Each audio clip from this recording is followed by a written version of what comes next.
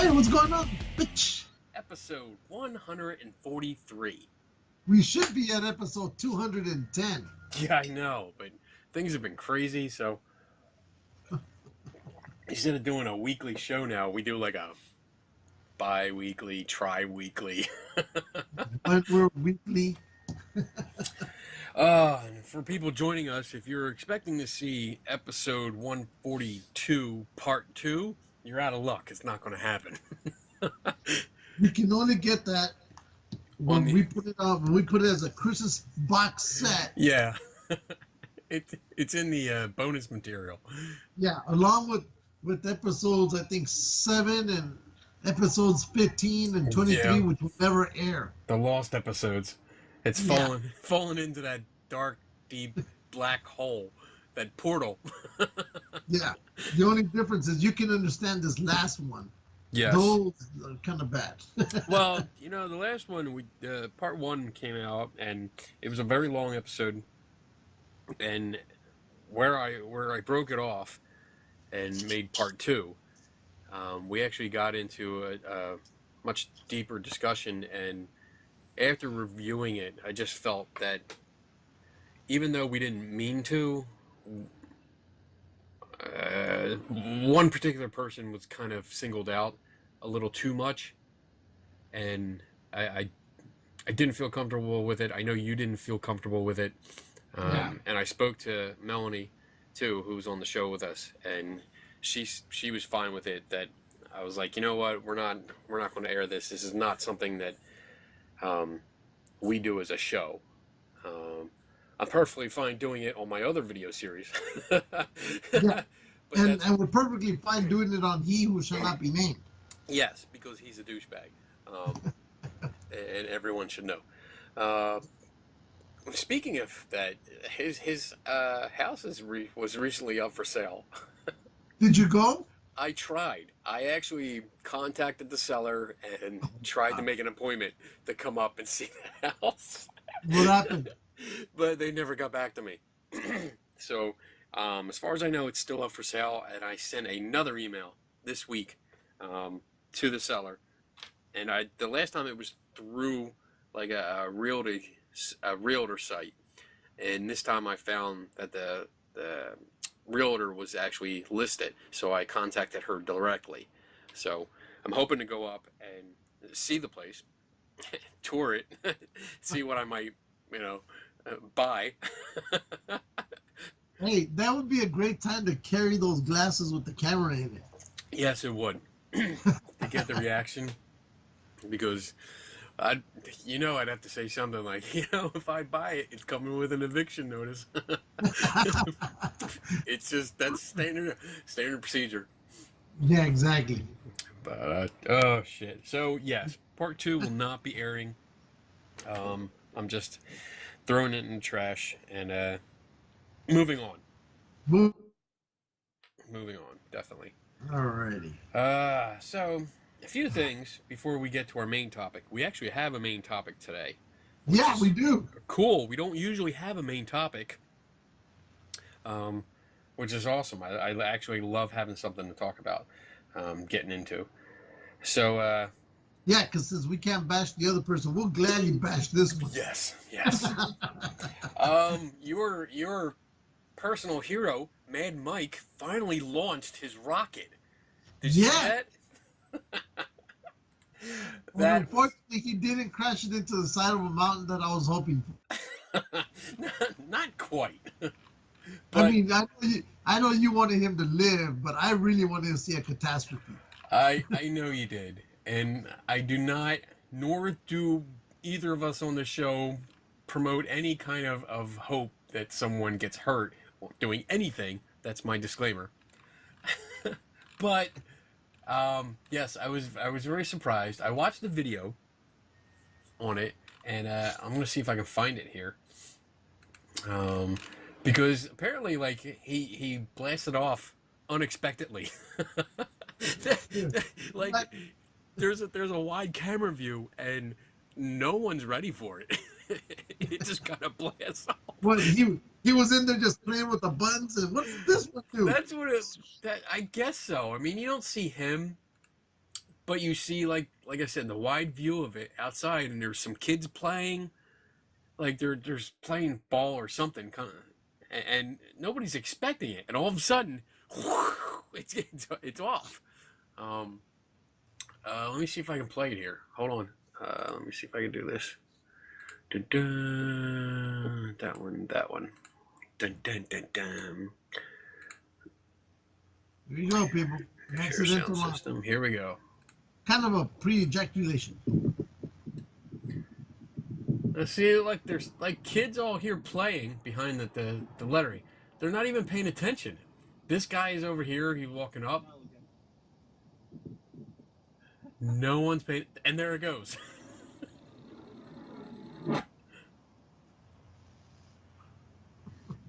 There he goes. Yeah, that's not very far. Yeah, and the little kids didn't even notice what was going on. Right. And from what I've read, I don't know if we'll see it here.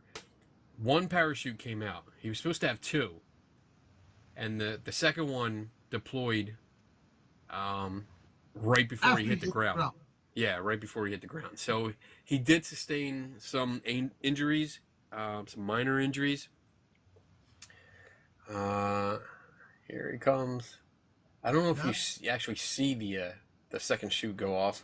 Yes, we'll see it right now in We'll a see moment. it. It's coming down. Here it comes.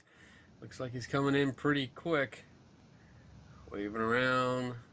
Oh, there it is. Yep. Second chute comes up.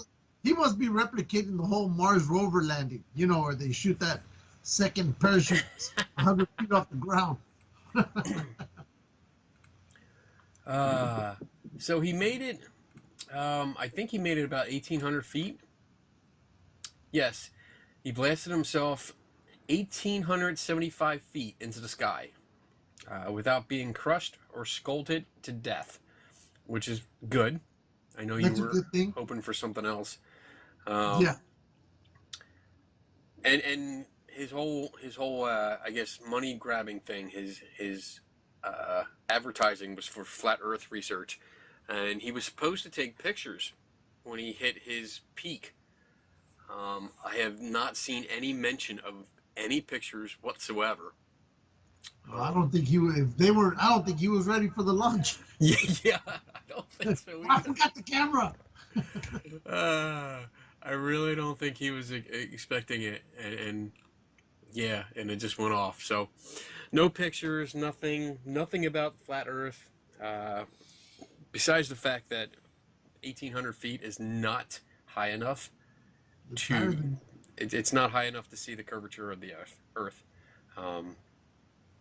Sadly, there's a few buildings that you can go up to and get just as high. So, and all you had to do was really, I mean, honestly, this was a publicity stunt because you could buy a cheap plane ticket and you would be much higher in the plane flying around than you would be in this rocket. But, yeah. I agree. I honestly half expected it to explode.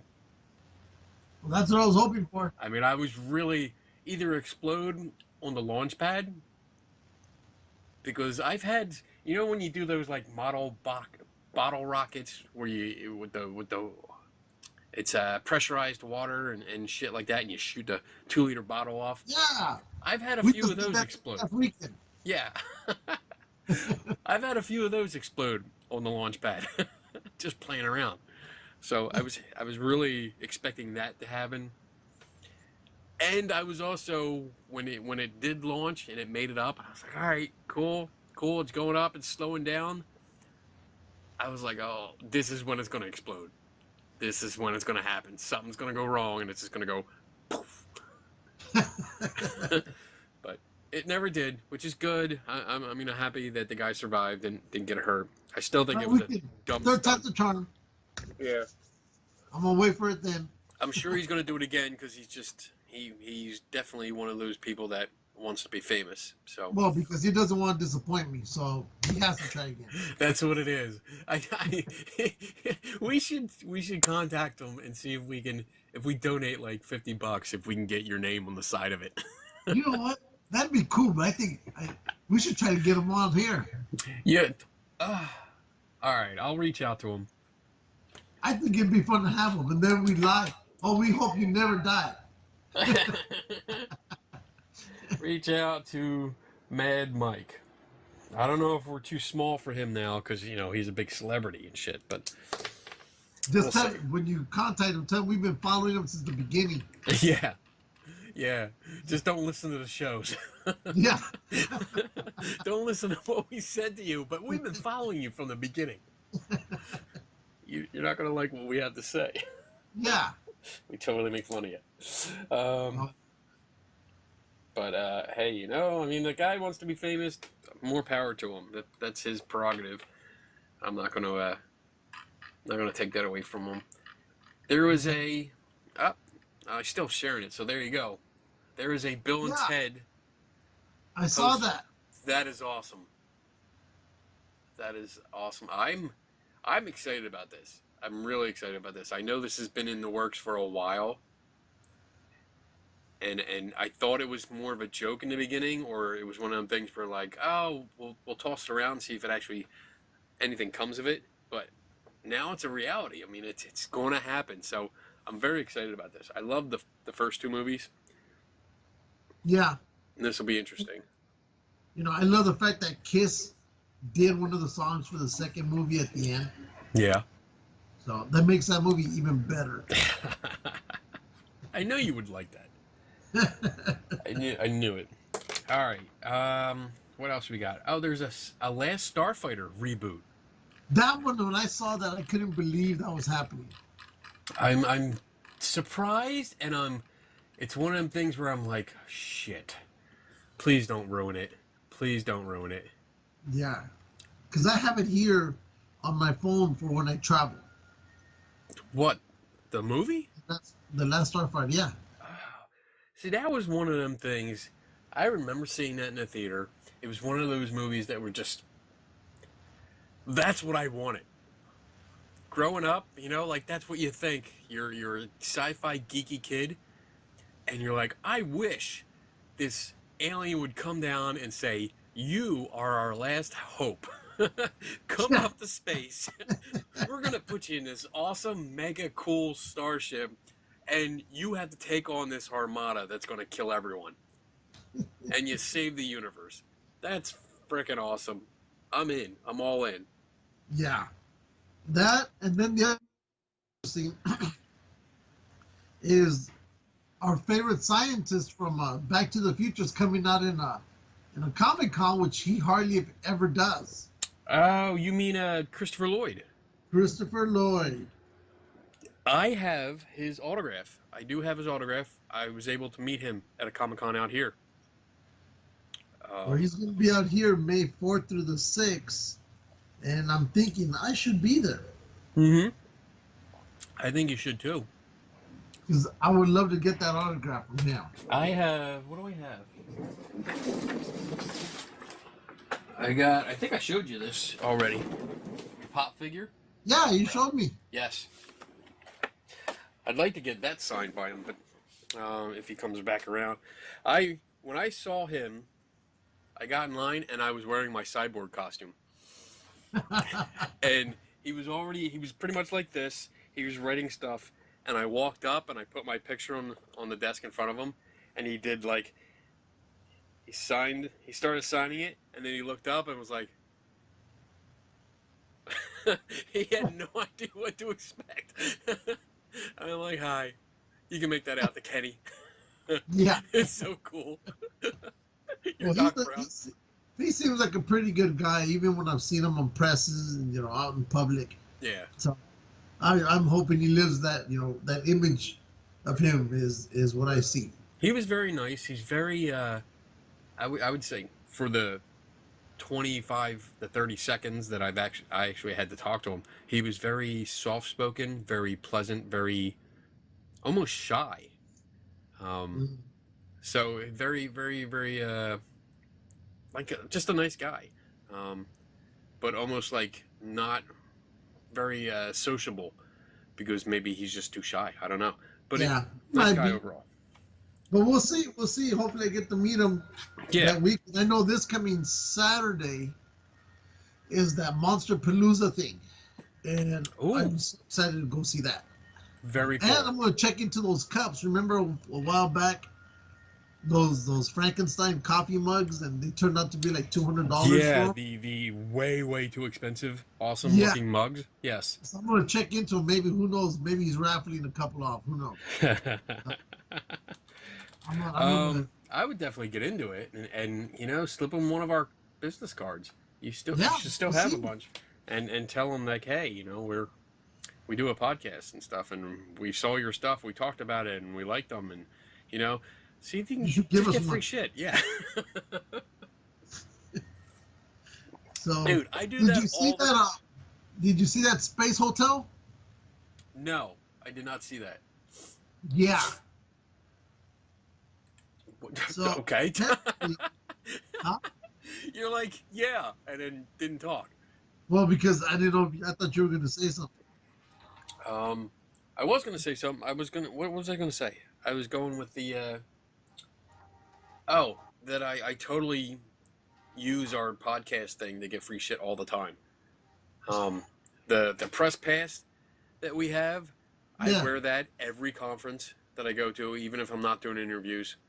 I wear it because you get. It works. It works. You walk up to any booth, and they look at you, and they always look down because it's a big pass. So they look down, and you see like their eyes like, oh, hey, how you doing? Exactly. They're so nice, and they want to talk to you, and you can touch everything.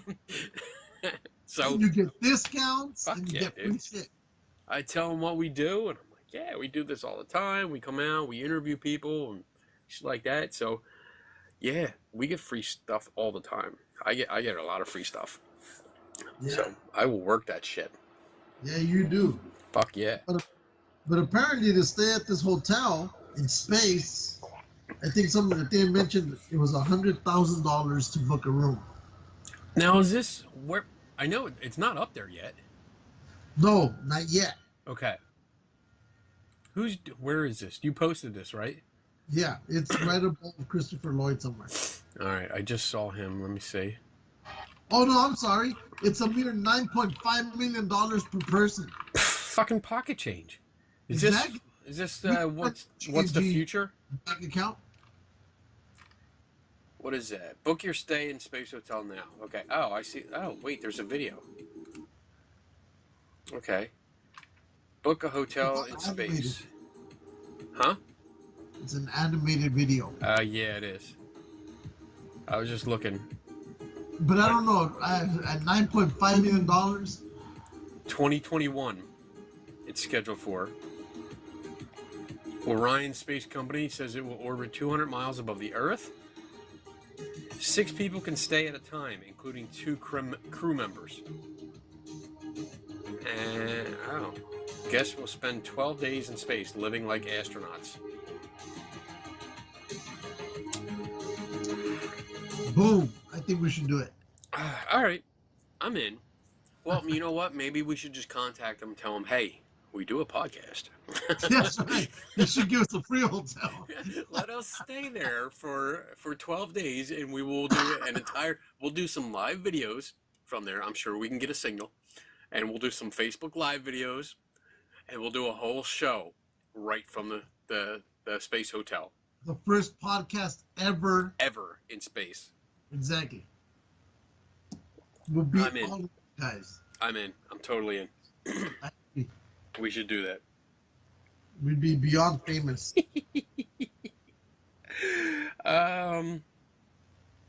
What else? We have.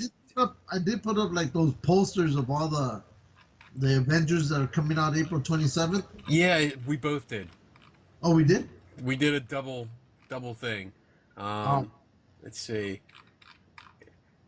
April. Yeah, you put it up late on April 4th, like 10:30 my time, and I put it up the next day, like 24 hours later. So apparently you were watching our feed. Well, yeah. I don't. That's your job. Well, not like at the very beginning where we were doubling everything. Yeah. Well, for the most part, I think I don't post much stuff on there anymore. You do most of it, and I do see it. Like it pops up in my feed most of the time, and I see it. And I'm like, all right, you already got it. And then once in a while, I come across something that I know that I would probably see more than you would, Yeah, just because because we have different. yeah, different likes and stuff like that, and then I share it. But for the most part, like a lot of the stuff, I know you already got it, so I don't worry Well, about the it. important one was that jackalopes have returned to Yellowstone Park. Oh my god. Jackalopes are those evil-looking bunnies, right? Yeah, with horns. Yeah. And they've returned? What were they like kicked out? I guess they're being hunted to extinction. Oh. And I figured since we were losing the rhinos, this was a happy nature story about jackalopes. Jackalopes. That not all animals are being killed off. Okay. They're weird looking creatures. Oh yeah, I don't know how a antelope and a bunny got together, but hey. Yeah. It just looks strange. I I just want people to know they're not real, just like those mermaids. Okay. They're not real. But it's still a happy, feel-good story. There you go. Oh my god. All right. And then, wait, you forgot about the pooparoos. Oh my god. You got to show the video on that because everybody wants that toy for Christmas. Where is it? Is that the pooparoos? All right.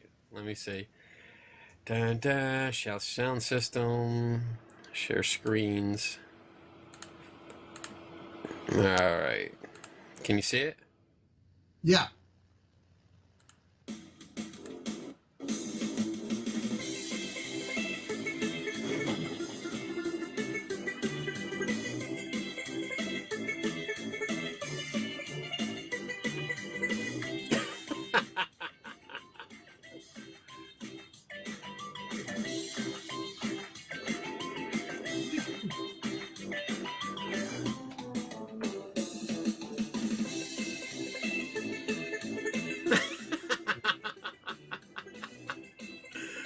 Oh, he's so cute. What is a donut?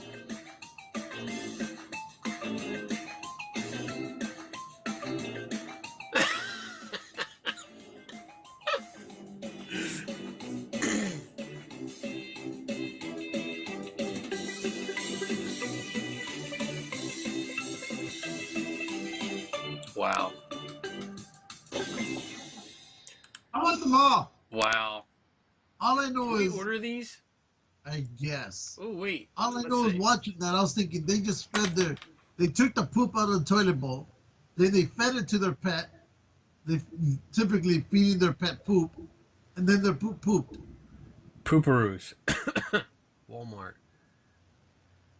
$9.88. Pre-order available. 2-day shipping. There you go. We can order them. They're there now. It's for age 4 to 9 years old. Apparently, they didn't have you and me into account. Yeah, or you and because I'm totally. It says pre-order ships on Thursday, May 3rd. That's not bad. We should get them. There. We should get them. I'm gonna order them.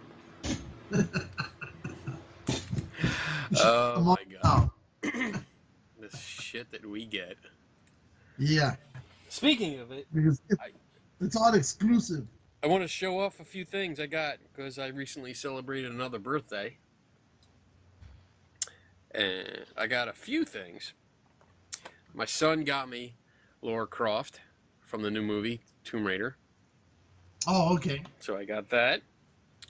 I got a very awesome license plate frame that really says it all.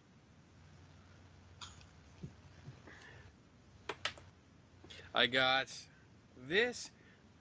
This is the 3 keys from Ready Player One, which is, in my opinion, we have to talk about this. Yes, we do. I'm going to put this aside. We're going to talk about this movie in a minute. So these are actually the three keys. It's the set from the movie. I'm going to open it up here and show you. Come on. There we go. There's a better look at them. So there you go. I got the keys. Look, damn it. I'm looking. Pretty cool. I like them. I want to actually, I think I'm going to build a display box for them so I can hang them up. And then this is an awesome thing. My wife found this for me. It's a board game, and it's called Playing Gods, and it is by my good friend, Benjamin Rafford, who we've had on the show. I thought I saw that somewhere. He did have, he had a, I don't know if you would call it an auction or a raffle. It was like a thing, a charity donation he was running. And if you donated a certain amount of money, you got into a raffle for prizes. And he was offering one of these. I didn't get it. Our good friend at East Coast Cat, she won it. And she tends to win a lot of stuff. Yes, bitch. But I've wanted this. I think he put it out like 10 years ago, over 10 years ago. He put it out, and I've never been able to get a copy of it. And my wife had written it down as one of them things. She keeps these lists like for years. She writes stuff down, and she looked at it, and she was able to find it, and it's still wrapped. Where did she find it at? Found it online. Somebody was somebody was selling it, and she got it. So I now have it, and we're gonna play it, which is really awesome. Look, I'll show you something. This is cool. Oh shit. All right. So on the cover, you got the Buddha with the fucking Gatling gun. Yeah, I remember you had that one back I have that. This is one of the things that I actually won from Ben. So I have that guy, which is really cool. I love this guy. And it's now your set is complete. I know. This is awesome. So I'm very happy about that. All right. Ready Player One. Dude. Yes. One of the best movies I've seen in a long time. I loved it. I didn't even know the movie was out. I didn't know anything about it until you mentioned it. And then I think that same, or before you mentioned it, I saw it on Billboard. And I go, Ready Player One? What is this? And then got home, and then I saw that you were all madly in love with this movie. So we decided to watch the movie from the comforts of our own home. Bootleg? No. Oh, no. We don't do illegal stuff. Oh, not here. No, not at all. But yes, the geek in me was just in constant orgasm throughout the film. Because of all the Easter eggs, like in your face, in the background, off to the side, everywhere. I was getting whiplash going back and forth. There was so many things. Yeah. It was ridiculous. And it was one of the cool things was that my son is he's 15, and he was picking out stuff just as fast as I was picking out stuff, but it was different stuff. Like stuff that's more to his generation. Yes, stuff that he's playing, like video games and stuff. He was picking out his characters, I was picking out mine, and we were going back and forth like, oh, did you see this? This is from this game, this is from this movie, this is from this TV show. Oh, this is so cool. Really cool seeing all these characters. The one I think out of all the Easter eggs that were in there, when they mentioned, I think they brought up Defender, the video game. Yeah. I was like, oh my God, nobody has ever said anything about that game in decades. And for them to come out with it there, I was like, yeah. Myself, what's Defender? They go, one of the greatest games ever. The Easter eggs, I mean, there were so many that flew by. I love, Halo is one of my favorite games, the original Halo, and seeing those characters come in was cool. The Teenage Mutant Ninja Turtles were there briefly, and and it was cool. When I was Seeing watching that, I was thinking there must have been so much licensing fees. yes, yes, It Mecha, reminded me of Roger Rabbit with all the licensing yes. fees for those. Seeing Mecha Godzilla. Yeah, I, dude, as soon as I saw that, I was like, "Oh, Lou's gonna have a boner." and I did. And then I like the whole thing that they brought the Iron Giant back, which Yes. I'm hearing rumors that they're talking about making a second movie on that. Hmm. So, but what I thought was absolutely hilarious was used his avatar, the evil dude, and who was it? Clark Kent. You And I think? thought, yeah, I that didn't. was I Clark didn't. Kent. I didn't see that at all. I saw that as Clark Kent all the way But he didn't because have he wanted, glasses. huh? He didn't have glasses. No, he didn't. But that was Clark Kent. That's not Clark Kent if it doesn't have glasses. He did it his way. I was Uh, like, that's Clark Kent because there's nobody else that could have been. I'm not with you on that one I thought as soon as I saw that's Kenny. because I was like, I didn't pick that up at all. Well, because the reason I picked that one was why I feel it's him is this guy wants to be the most powerful dude of everything. Who does he pick? The most powerful superhero ever created. Hmm. That's who he did. Because he wasn't about to pick no cartoon character. He wants something that signifies strength and power and just I'm the shit. That's what I feel he picked. Well, I'm gonna look into it more. I ordered the book.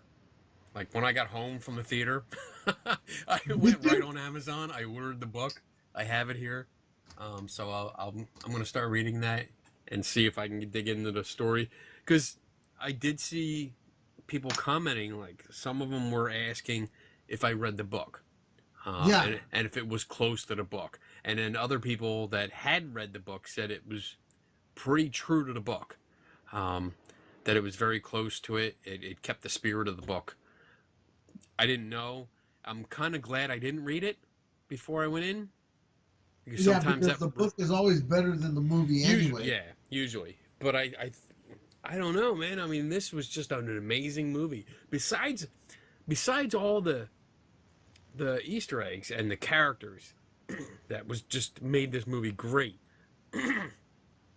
I think there was the underlying story, the story that went through it was just Yeah. about like friends and helping each other and banding together and stuff. It was a classic story, and it was kid friendly. It was good for everybody. So yeah, I really, really, really loved it. I'm gonna go There see was it again. another video game movie that came out. I think somewhere in the past within 10 years, and it was that one guy where he liked that girl with blue hair, and he had to fight all her exes, and each one turned into almost like a Street Fighter type of a fight, and he would win tokens and whatnot if he defeated her evil exes until he got to the main one. I'm gonna have to lift this up. This was a movie? Yeah, it was a good movie. I don't remember this at all. Let me bring it up. Well, while you're talking, I'll look for it. Okay. Well, I did like it. It was a very good movie. I'm very happy with it. I'm definitely going to buy it when it comes out on DVD. I'm probably going to see it again if this weekend, just so I can look around the background more, pay attention to the background. And Here it is. What is it? Scott Pilgrim versus the World. Scott Pilgrim versus the World. And it's a good movie. Scott Pilgrim versus the World game. So it was a game or a movie? It was a movie. Dun, dun, dun, dun, dun. Scott Pilgrim. I don't think I've ever seen this. It's a good movie. It's funny. It has its pretty good moments on there. Let's watch the trailer. Watch the trailer then. You want to watch the trailer? Let's watch the trailer. All right, let's watch the trailer. Because that's what we do here. We watch trailers. Heck, there's an episode where all we did was trailers. Here we go.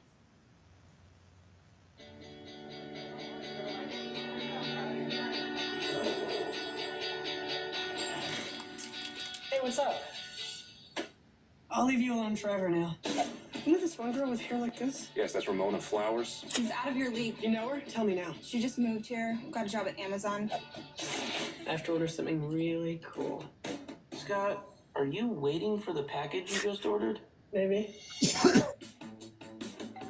Scott Pilgrim? Hi, I was thinking about asking you out, but then I realized how stupid that would be. That's okay. You just need to sign for this, alright? So do you want to go out sometime? If I say yes, will you sign for your damn package? So yeah, 8 o'clock? How about this Battle of the Bands thing? You have a band. Yeah, we're terrible.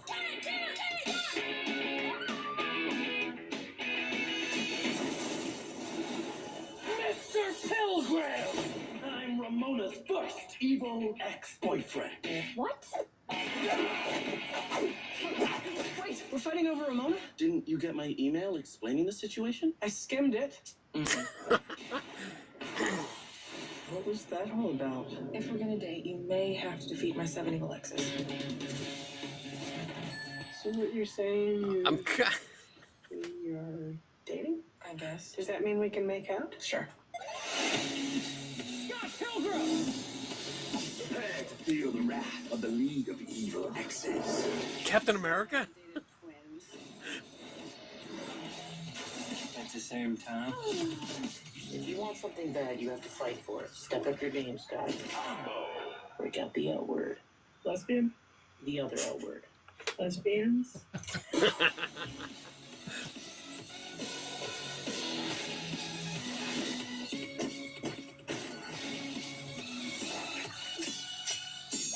What are you doing? Getting a life. You want to fight me for her? Why on earth would you want to do that? Because I'm in love with her.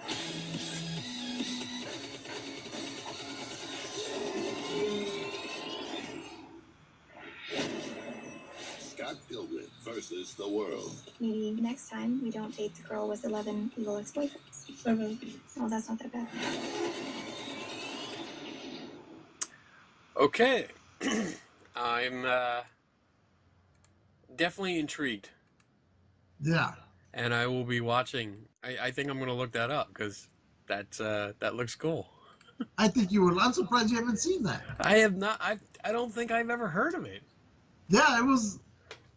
That's, It went just under the radar. yeah. And if you happen to follow that that actor, then you would know his movies.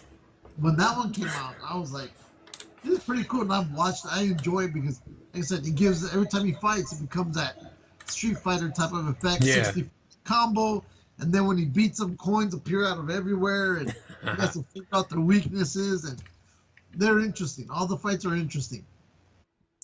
All right. I think I'm going to look this up later. Very cool. So there you go. Something else you. All right. What else we got? Oh, you know what? I got I want to chat about this just quickly. What do we got? I've talked about it before. I have another video channel that I do mostly stuff where I look at paranormal claims and I try to recreate them sometimes. And Yeah. I happen to do one on table tipping. And that's a practice that alleged psychics use, that they put their hands on a table, like usually it's a small table, sometimes it's a big card table, and they claim that the spirits make the table rock back and forth and lift up and stuff like that. So I got a notification today on that video that I did, and somebody said, hey, I know that you did all these tables, you demonstrated how to do it with these tables, but I challenge you to do it on the tables that these ladies do it in this link. And they gave me a link to a video, and 2 ladies are doing it on 2 different tables. And I found it interesting because no one's ever challenged me like that on my videos. Yeah. So now I have to go out and find tables that match these one. And it's pretty sad because in the video, when you watch it, it's obvious that the one lady is lifting the table. I mean, she literally puts her hands at the end and slips her thumbs under the table edge and lifts it. I mean, it's really obvious. It's really, really bad. But I responded and told them that, hey, why don't you draw some circles in the middle of the table and have the people put their hands in the middle of the table, not the end, and see if they can still move it like that. And while you're doing that, I'll go see if I can find somebody with these same exact tables, and I'll demonstrate it to you, because I have no doubt that I can do it. But yeah, I just wanted to put that out there because I was like, oh, this is the first time somebody's challenged me on one of these videos, and I was like, wow, okay, cool. Well, there you go. Now I have to find the tables. Go to Kia. Probably. I think that's where you can get them. I was like, all right, the one I think I can find that table. It's okay. All right, so do you have anything else to talk about before we get into our main topic? Let's just put this one right off to the side. We lost 2 celebrities. Yes. This past week. Who do we lose? The first one was a jolly old guy by the name of Chuck McCann. He came out a lot mid-60s all the way through to like the early 80s. And then after that, he would make sporadic appearances on TV shows. But he was mostly on kid shows and live, going to late night television and some game shows. Pretty funny guy, but he was more like a support actor than anything. Okay. I thought he was already dead.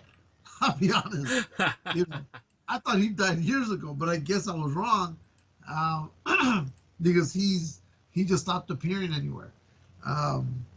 But he was pretty good. I always liked watching the shows growing up. He was around the same time as Bozo the Clown and Mr. Rogers, and who was that one guy? He always had like a red jacket. I can't remember his name. Captain Kangaroo? Yeah. Yes. So, This, I'm reading the article about him. He created the voice of Sonny, the cuckoo bird, for Cocoa Puffs. no. That's, damn. We grew up with that. Yeah, well, there you go. You're somehow linked to him. Damn. Oh, wow. And what else? Yeah, it looks like he did a lot of, background characters. Yeah. So Nothing else that I really recognize, but no, but I did watch him a few Okay. times. Then the other one we lost was Pauly Shore's mom, Mick Shore, okay. and he's the one who down here in Hollywood runs the comedy store, Okay. and a lot of comedians came through her building, and she's the one who literally put them up. From what I understand, she would guide a lot of their careers as they started, because she goes, no, you shouldn't do it this way. You need more of this, because that's the impact you're going to make on the people. Okay. And sure enough, a lot of comedians have said that they owe her a lot, because even, when they were down and out and they didn't think anybody was going to give them a chance, she'd always find that time to give them the chance, to see what they had. So, rest in peace. But from what I understood, more Pauly Shore has been running it more in the past few years than anything. Okay. Well, we haven't seen much from Pauly Shore at all. No, but when I do hear him, he's mostly talking about running the comedy show. Right. So, like he said, his mom was running up there in age, and she just couldn't do it that much anymore. So, but one last thing before we go off to the main topic. Sure. Did you watch that video about Spider-Man?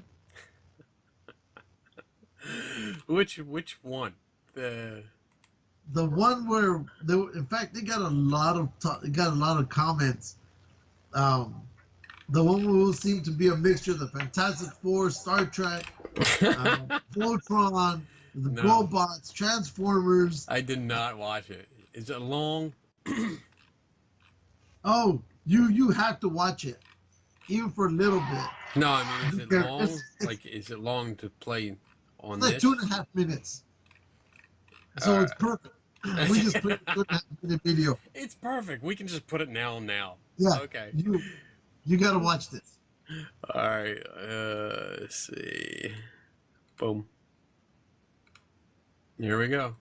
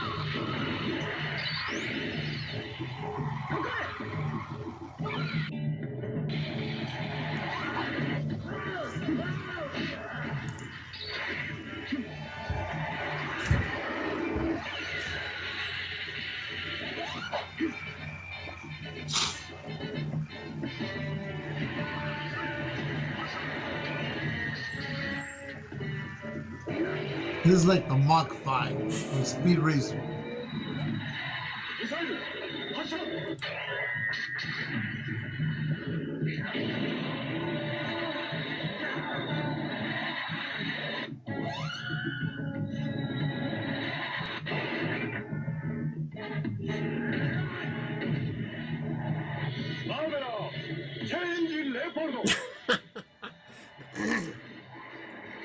Oh my God.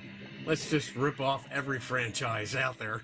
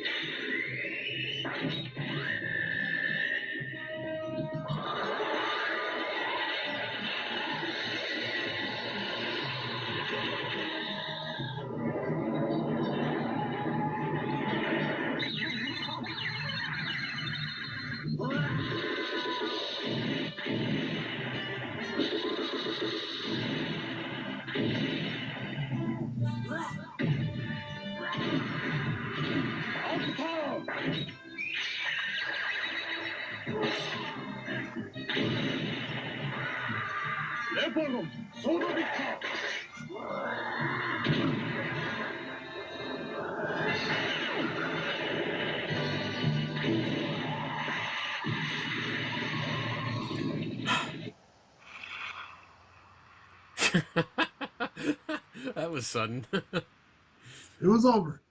Okay then. So it has everything in it that you've ever wanted. Yes. So Star Trek, the creature that chases Captain Kirk on that planet, robots, Voltron, Fantastic Four, Spider-Man, Speed Racer, Mach 5. Where was the Fantastic Four? Because they're always driving in that flying car of theirs. Oh, okay. I see what you mean. It makes sense to go there. I was thinking more Speed Racer. Speed Racer was when the car showed up on the ground, and then we took off into the air. I go, that's Fantastic Four. Oh, that was horrible. But yeah, apparently we got a lot of comments on that one. And it seems, I guess it's a Japanese series or something. One of the guys put a link up to it. I've yet to hit that link. Oh, yeah, Russ Dobler from, Russ is a good guy. We gotta have him on the show. Yes. Because he does, what's he do? He writes for an online, like magazine kind of thing. Oh my God, what's it called? I totally forget what it's called. Oh shit. Now I feel bad. I hope he's not watching this. Because now I feel really, really dumb. But he actually does a website. He does like blog posts, and he does reviews of different things. And I felt bad. He actually got me a review copy of a book called Cryptid Cinema.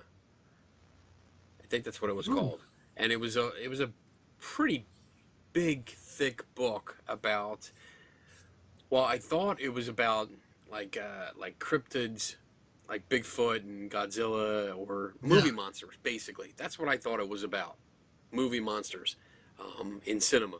And it turned out to be a book with a huge chapter on Bigfoot, in very, very B type movies, very low budget, very obscure movies, and the author just spent way too much time on bullshit details where I couldn't finish it. I think I made it to like page 20, and there was like 300 and some pages, and I was like, I talked to Russ, and I was like, I can't do this. I can't read it. I am so disinterested in this book that I just want to burn it. I want to throw it away. I don't. No, don't do that. I'll read it. I thought about sending it to you, but then, like when he first told me about getting me a review copy, I thought we were both going to get review copies, and then we talk about it. But it turned out that he had one review copy, and he had it sent to me first, and then I was going to write something, and then I had to send it to him, and then he would do his thing, and I was like, shit, dude, I can't do it, because pretty much all I'm going to say is this book sucks, and I don't like it. So I sent it to him. I passed it on to him, and he actually wrote me not too long ago and said, I see what you mean. I'm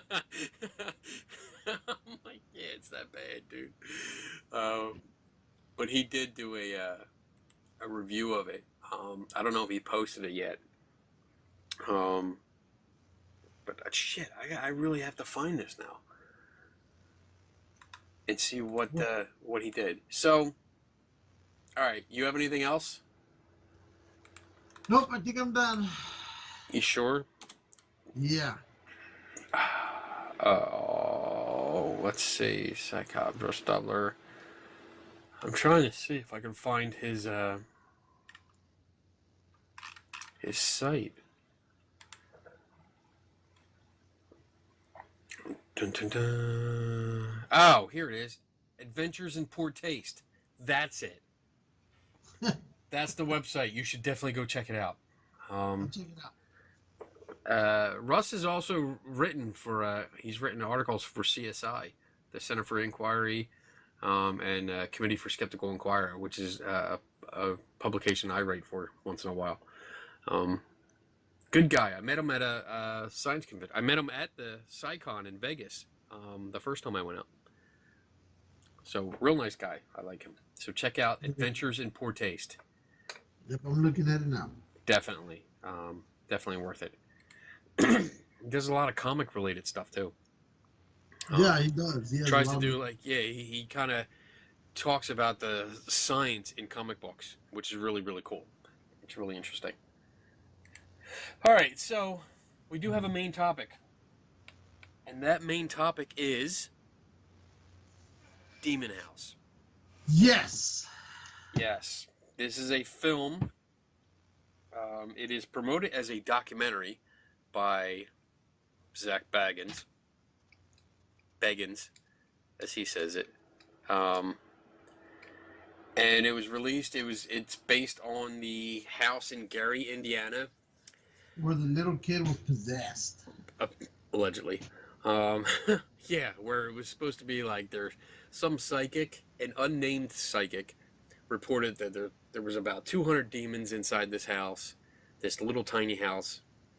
And yeah, there was reports of one boy, there was 3 children, one boy being possessed, and all kinds of weird things happening. And apparently, from what I've been reading, the events happened in 2012.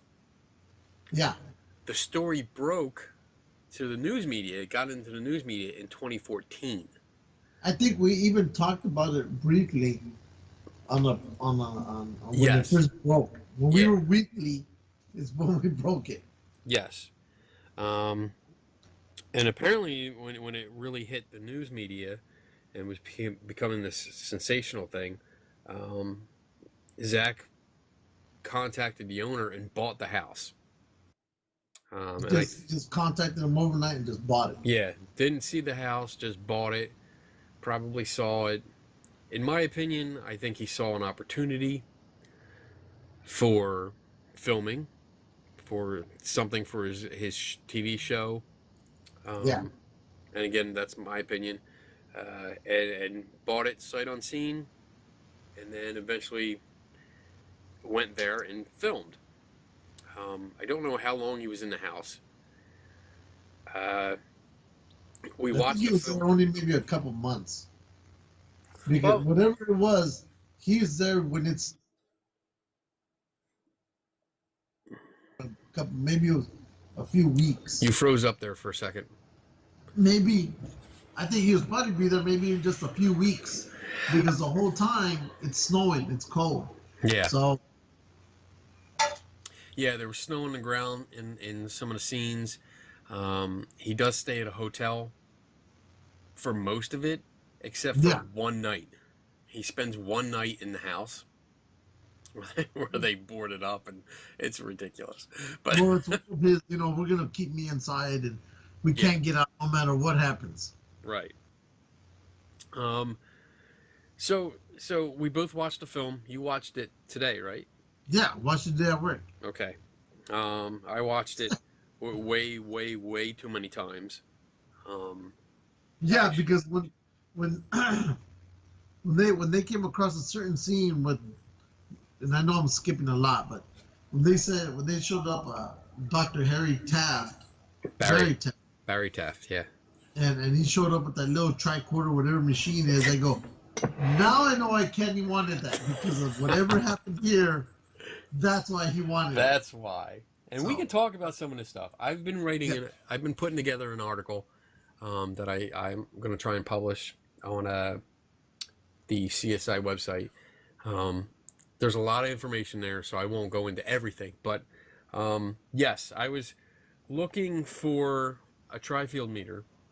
I didn't want to buy one because I honestly I don't want to spend $150 or so on the device. Did you look at eBay? That's where I looked. Yeah, I looked everywhere.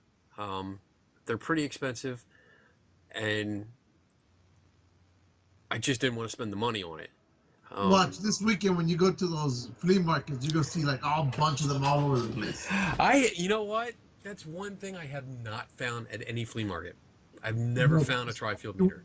Because you probably weren't looking for it then, but now you Oh no, will. no! I'm always looking for stuff like that. I look at everything. I am a flea market master, and I am looking at everything on every single table. And just, what can I use that for? Can I use it? Is it worth something? Can I get it cheap? No, but I've never seen one of those. But I will be looking. So yeah, I did put something out on Facebook. I said, hey, I'm looking for a tri-field meter, and I put out specifics because there's two versions of it. And I got this one. This is a natural EMF tri-field meter, and I got this from Rick Fisher, which is he's the guy that Sponsor number one. yes, he put together the Alba Twitch Festival, the little Bigfoot thing that we when we went out looking for a little Bigfoot. The one who you offended his brother by selling cheap tacos. As I remember it, you offended his brother by saying they were cheap tacos, not me. I said they were worse than Taco Bell. Yes, you did. You But know yeah. that was- He was nice enough. Like, I put it out there, and he's like, "Oh, I got this one," and I said I needed specific one. It has this 2 settings for magnetic. I need this, and he sent me a picture, and I was like, "That's not what I'm looking for." But he's like, "I can send it out to you anyway," and I was like, "All right, fine," because this one measures DC current. So I said, "All right, I'll test it. I'll play with it because I've never played with one of these." And then I had somebody that was going to send me the one that I needed, but unfortunately, I guess they either forgot or just too busy. So I put it out again with a picture, and a friend of mine, Ruth Himes, she came through. Unofficial sponsor number 2. Yes, she came through, and I have the exact one that they used in the movie. Now put them both together, so people can see the actual difference in sense of color. There you go. So, different color plate. This one has 3 scales. This one only has 2. This one reads DC current. This one reads AC current. And then right there, if it focuses, there you go. There's 2 magnetic settings. One for 0 to 100 milligauss. And one for 0 to 3 milligauss. And then this one, come on, focus. There it is. Oh, you moved. Yeah. Oh, my eyes are hurting. Yeah, sorry. It has one setting for magnetic, which is 0 to 100, and then it has a sum setting. Oh my God, I need those prism glasses. Oh my God. You have permanent damage. We'll get to that soon. So anyway, yeah. We can jump back to this later. So I finally got those, and I'm happy because now I can test them. And it literally took me 5 minutes to replicate what they did on the film. Okay. So, what did you think overall? Oh, the prism glasses. So, to take away the whole paranormal thing, I like the way they bounced around from location to location, and I like the interviews with the people, right? Because those to me, like those people really believed in what they felt, and so they were talking, being completely honest. But when it was Zach's crew, I just felt there was we got to add this here. We got to maybe, over dramatize this feeling or emotion, which is what I was getting. It was almost like, here's people telling you what they really feel honestly, and over here they're painting on it, they're making it more than what it is. Okay. I love the kids as the actors, the little black kids and their eyes all rolled up in their head and talking, gobbledygook and stuff like that. I loved it. I like that. I always like listening to Barry Taft. I like listening to what he says, but there were questions throughout the movie, which I know we're gonna go through, that we'll talk about, that I had issues with. That I will give my overall impression, and then I want to address those things. So I don't know if you need to write them down, but make a list of all the things that you want to. Oh, you have a list. Okay, good, awesome. We will go through them. Okay, so my overall impression was I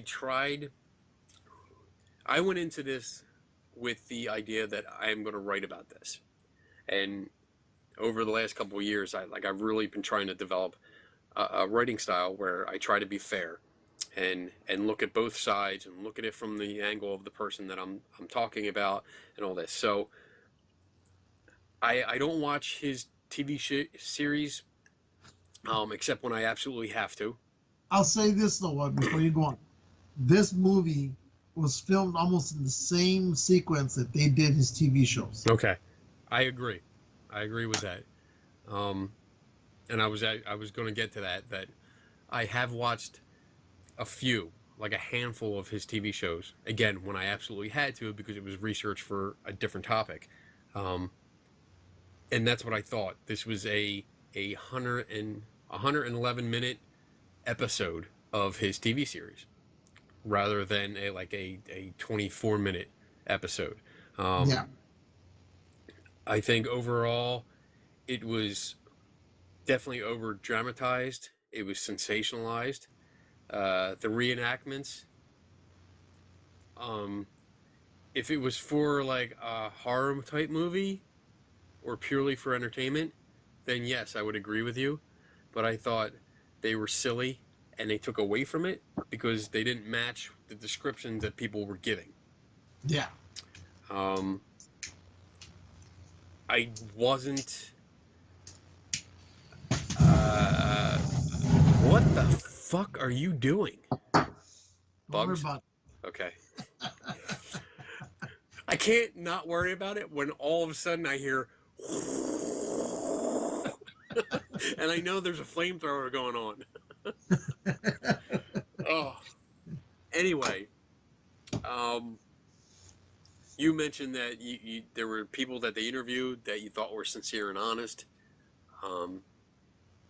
I don't necessarily share that belief. I didn't think a lot of people were honest. I thought there was a lot of, hey, there's an opportunity to be on TV. yeah. Let's There jump was a on it. couple people like that. Yeah. There was a couple people like that. I found some people that should have been more supportive roles, the priest, of the family, really embrace this sudden stardom that he was met with. Yeah. The crew, I'm with you on that. Not only do I think they added to it,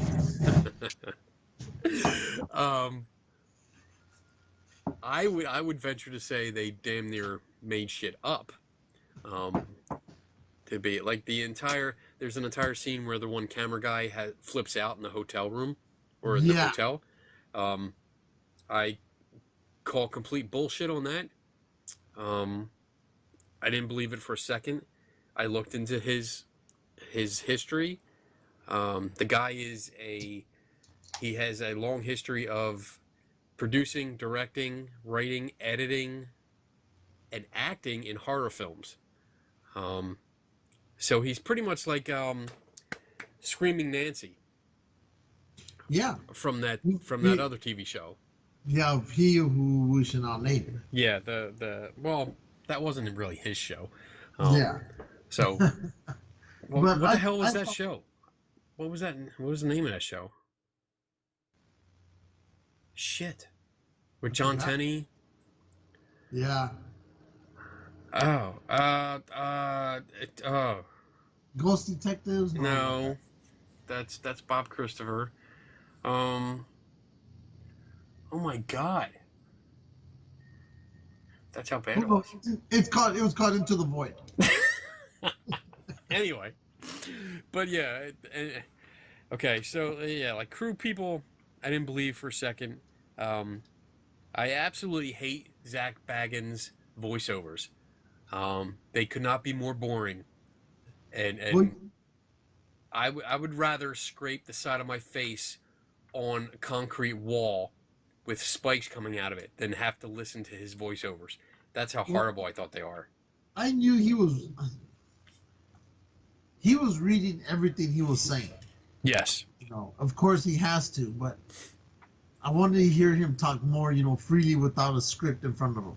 I think that's probably what it is. I mean, when you're supposed to do a speaking or a narration, when you do a voiceover, you should at least read over the material several times so you're familiar with it. Yeah. And it really sounded like he was sitting there going, Bill and Ted poster, last Starfighter reboot, goodbye. And these are just notes that I had. And it sounded like he was just reading like that. It was just horrible. And I was like, yeah, so off we go. Shut the fuck up. Now, I loved how they had Barry Taff show up. I know, again, he shows up like, I think, maybe just past midway through the movie. It's pretty far along. I mean, because as I was writing, I kept looking at it going, shit, I'm only 10 minutes in. Well, what I found funny was he goes, and along came Barry Taff, to join the adventure. And I'm thinking, so did he walk all the way from California through that snow? Because he's by himself walking in the snow with a suitcase in his hand. And meanwhile, these guys are in the van just watching him. So I was like, that kind of sucked. You guys couldn't have picked him up at the airport and said, hey, here's Barry Taff joining us in the van. No, Oh my you God. get your ass out there walking that deep snow, and we'll film you from the warmth of the inside.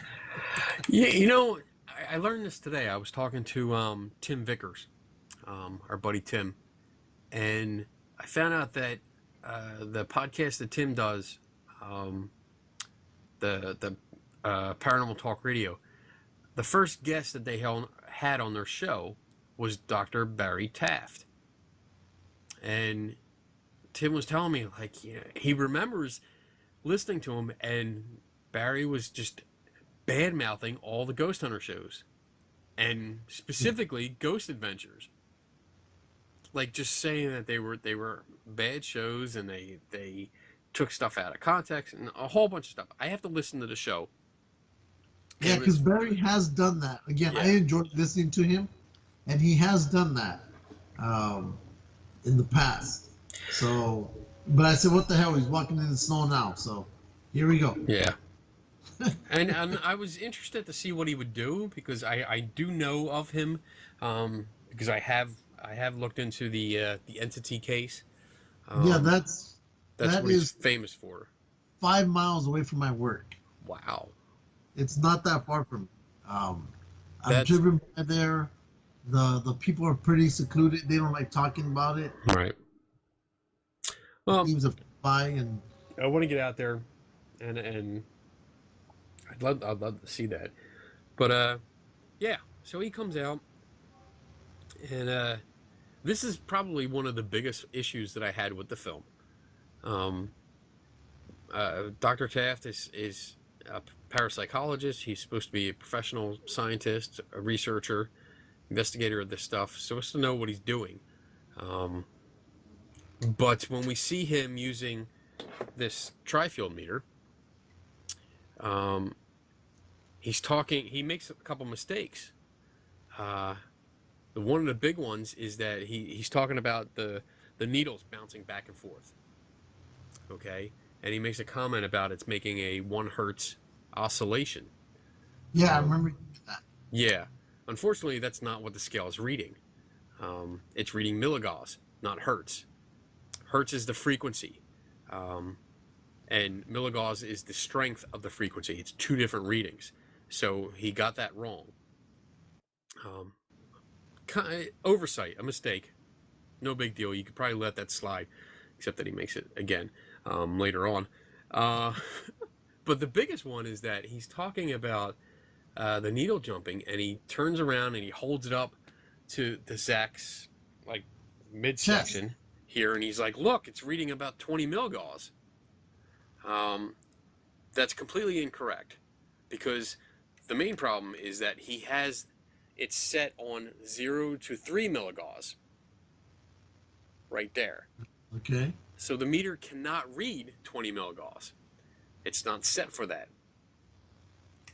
which is a big deal. I mean, that's your data set here, and that's what he based his kind of like, oh my God, you were reading 20 milligauss, and it's like millions of times more than normal, and this and that, and then Zach's playing off of this. Later on, I found that, well, I mean, I could walk around the house today with this, and if you set it to the 0 to 3, that's normal. That it's normal. And I also contacted. Yes, I know you did. Yes, I contacted Alpha Lab Incorporated, which is a maker of these things, and I talked to the president of the company. They put me through to William Lee. So why did they put you through William Lee? Because I contacted them. I went through their website and I sent them an email and said, hey, I'm looking for an expert to talk to that knows about these tri-field meters and can tell me what they're made for. Why are they made? What are they used for? And I told them exactly what I was doing, that I was writing an article exploring this film. They use it in the film, and I want to know what it's really used for. And the first response I got was for somebody in, I think, Florida. They told me to talk to, and they said they are a reseller for paranormal investigations. They do tours and stuff like that. And then I wrote back to them saying, let me clarify. You know, I'm not looking for a ghost hunter. I've talked to plenty of ghost hunters. I don't want to talk to a ghost hunter. I want to talk to somebody that actually uses this device for what it's designed to do. And they got back to me and said, oh, okay, I get it. No worries. If you call back next week, I'll put you through. And they gave me 2 names.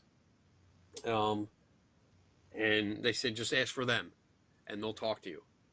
So I called back this week and I said, hey, I want to talk to this guy, which was the first name. And they said they weren't there. So I said, all right, I had this other name. And the lady's like, all right, I'll put you right through. And Bill picked up the phone and I started talking to him. I said, hey, I called or I contacted last week. He's like, yes, I saw your email. What do you need to know? And I asked him if I could record the conversation. He was fine with it. We talked about this meter. He told me all about it. I learned a few things about it, which I did not know before, which is really cool. Which is? Stuff like you can actually hold this meter. Like, I know you've probably heard it where you're like, oh, you're not supposed to hold the tri-field meter Never heard. because it's too sensitive. You're not supposed to hold this one because we can affect this one. This one, though, on the magnetic settings, you can hold this and walk around with it. We won't affect it. There's an electric field setting on the side here. He said that we will affect it because the small field around our hand will actually affect the electric reading on this and increase it. There's also a radio and microwave setting on this on the side there. Yeah, we see it. That he said that you can affect that too because radio waves will bounce off of our bodies and reflect back into the meter, so you'll get a higher reading. So what are these machines used for? Mostly, they are used for. It's more like the psychological thing where people think there has been some studies looking into whether high EMF readings can cause health effects. And although there's a handful of studies, most of them say no. A few say there might be. And because of that might be, devices like these come out so that people can put them in their homes and say, all right, there's a high field here. Don't put your bed against this wall. And that's the majority of the use for it. That's why they were built. The second reason, though, and this is something I didn't know, is ghost that... hunting. What? It's for ghost hunting. No, it's for audio equipment. He said that you can use this, and if there's a high field in a certain area, if you're running any audio equipment in that area, it'll cause what's called an AC hum, and it interfere with your recording equipment and put noises on it. Uh-oh. Yes. So now this show is completely screwed. No, we're good. We're good. Because I can have it on. Like, I have it on now, and it's the field in here is very low. But watch this. This should be cool. I'm hoping this works. All right. You ready? You ready? You got to pay attention. You got to pay attention. All right. Can you see that? Yes. You see the needle? Yes. Ready? See it go? Okay. All right. And that is from, all I did was turn on this fan. Oh. And it's on the end of the desk. It's about, I would say, 4 feet away. Easy. And on the low setting. I just turned it off. It Let me went see down. if it works. My fan. Okay, my fan's on. Okay, wait a minute. Wait for it. Let's see if it works. All right, here we go. 1, 2, 3. Oh, look, Oh, my look, goodness. look, it's going. Holy damn! From 3,000 miles away, it works. All right, I'm gonna turn it off. 1, 2, 3. I did find something else with this. I was playing with it, and I recreated when there's a scene where Dr. Taft holds this up to Zach, and Zach is sitting there. He's got a hoodie on, and he's got his hands in the pockets. Yeah, because he was possessed at that time. Yes, of course. Because he's always being possessed.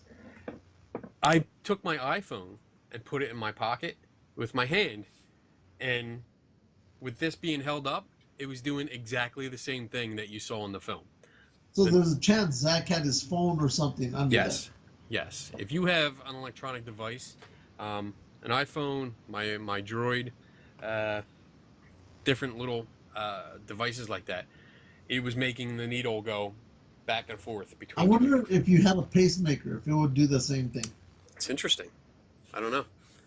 We gotta find somebody with the pacemaker. Something else I learned was that because of this picking up AC current, I mean that's 60 hertz AC current is what comes into your house.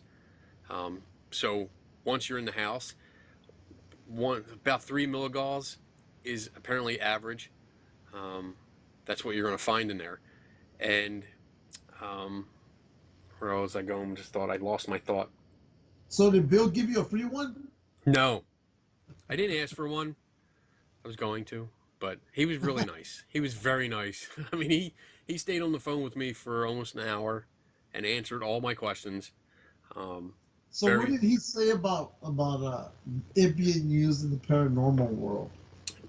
He just said that he was like, I think, most ghost hunters use them because they think that it causes hallucinations. And they just want to see if there's high fields and stuff like that. And I was like, all right. And then he brought up, he didn't remember the name, but he brought up Dr. Persinger's work with the God helmet. And I knew about that stuff, but that's slightly different. It's not slightly. It's actually a lot different than just common fields in your home. I mean, Dr. Persinger's work is more specific points on the helmet that put certain frequencies in a pattern around the helmet. So it's not like everything's on at the same time. It actually turns off and on different electrodes, different fields at a specific frequency. And not everyone has the same experiences. I'd like to go up there and try that, though. I would love. I forgot what's the experience it gives you again. I haven't. It depends on the person. Years. It depends. Some people have a religious experience where they think they see God or see like some religious thing. Other people have more subtle experiences where they just feel like there's a presence in the room. They feel like somebody's right next to them when there's not. And it varies. It really varies between the people. Does he charge to use this thing? Is it what? Does he charge? I don't know. I don't know if he's still actively doing research on it. There were two groups, two fully science groups that replicated his work, and unfortunately could not come up with the same results he did. They found that the more positive results that Persinger was getting were not repeatable under the same conditions. So something was fishy going on. I don't know if it was tampering with the data or I don't know what it is. I'm not going to speculate because I'm not part of that. Maybe they didn't wire it just like the way. I think one of the groups actually borrowed the helmet. They used the actual helmet and then developed the test exactly the same way, and they just could not come up with the same results. But yeah. So yeah. The big thing is with that entire scene, unfortunately, with the tri-fuel meter is irrelevant and invalid because it's on the wrong setting. And something else I learned, and this was actually really cool. I asked Mr. Lee, president of Alpha Lab, about the needle oscillating. And I described it. I said it was bouncing around, and the guy holding it said it was bouncing around, around like 20 milligauss. I was like, but he's on the wrong scale, but it was still bouncing back and forth. I said, what could cause that? Is it because the field was too strong for the scale that it was set to, or what? And he's like, well, if it's if it's too strong, then it might bounce around, but it should pin the needle. But he said if you have an asymmetrical induction motor nearby, and he's like, those kind of motors are in air conditioners, refrigerators, heaters, all this stuff.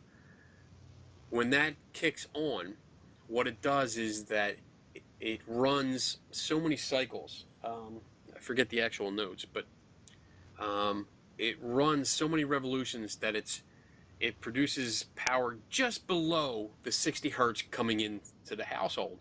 So it's almost kind of fighting the power coming in, and you get a high and low and high and low as it fights it or tries to catch up. And it'll cause that oscillation. And I was like, oh, I didn't know that. That's really cool. And then I went back and watched the video again because I watched it way too many times.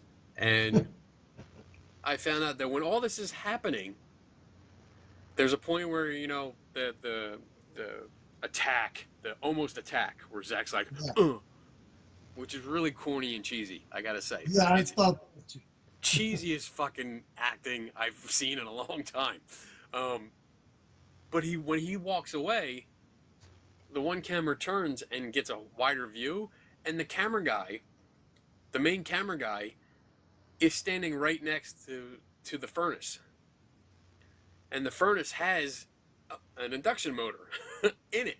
There you go. So I went back a little further while they're playing with the meter, and the voiceovers that Zach does, there's a point where he stops, and you actually hear the audio during filming, and you hear the fucking motor going. I'm like, oh my god, I can hear the motor of the heater going. Holy shit. That's why it's oscillating. This is awesome. So yeah, that was my one of my biggest gripes with this film. No, my biggest gripe was I'm following the story, and he starts talking about people having, you know, bad experiences and getting cancer and, you know, this and that, and then comes on the Constantines, right? Okay. The husband and wife, and, you know, when they got involved in the whole, you know, murder suicide deal. And I was watching this, and I go, oh my gosh, I go, how does she fit into this movie?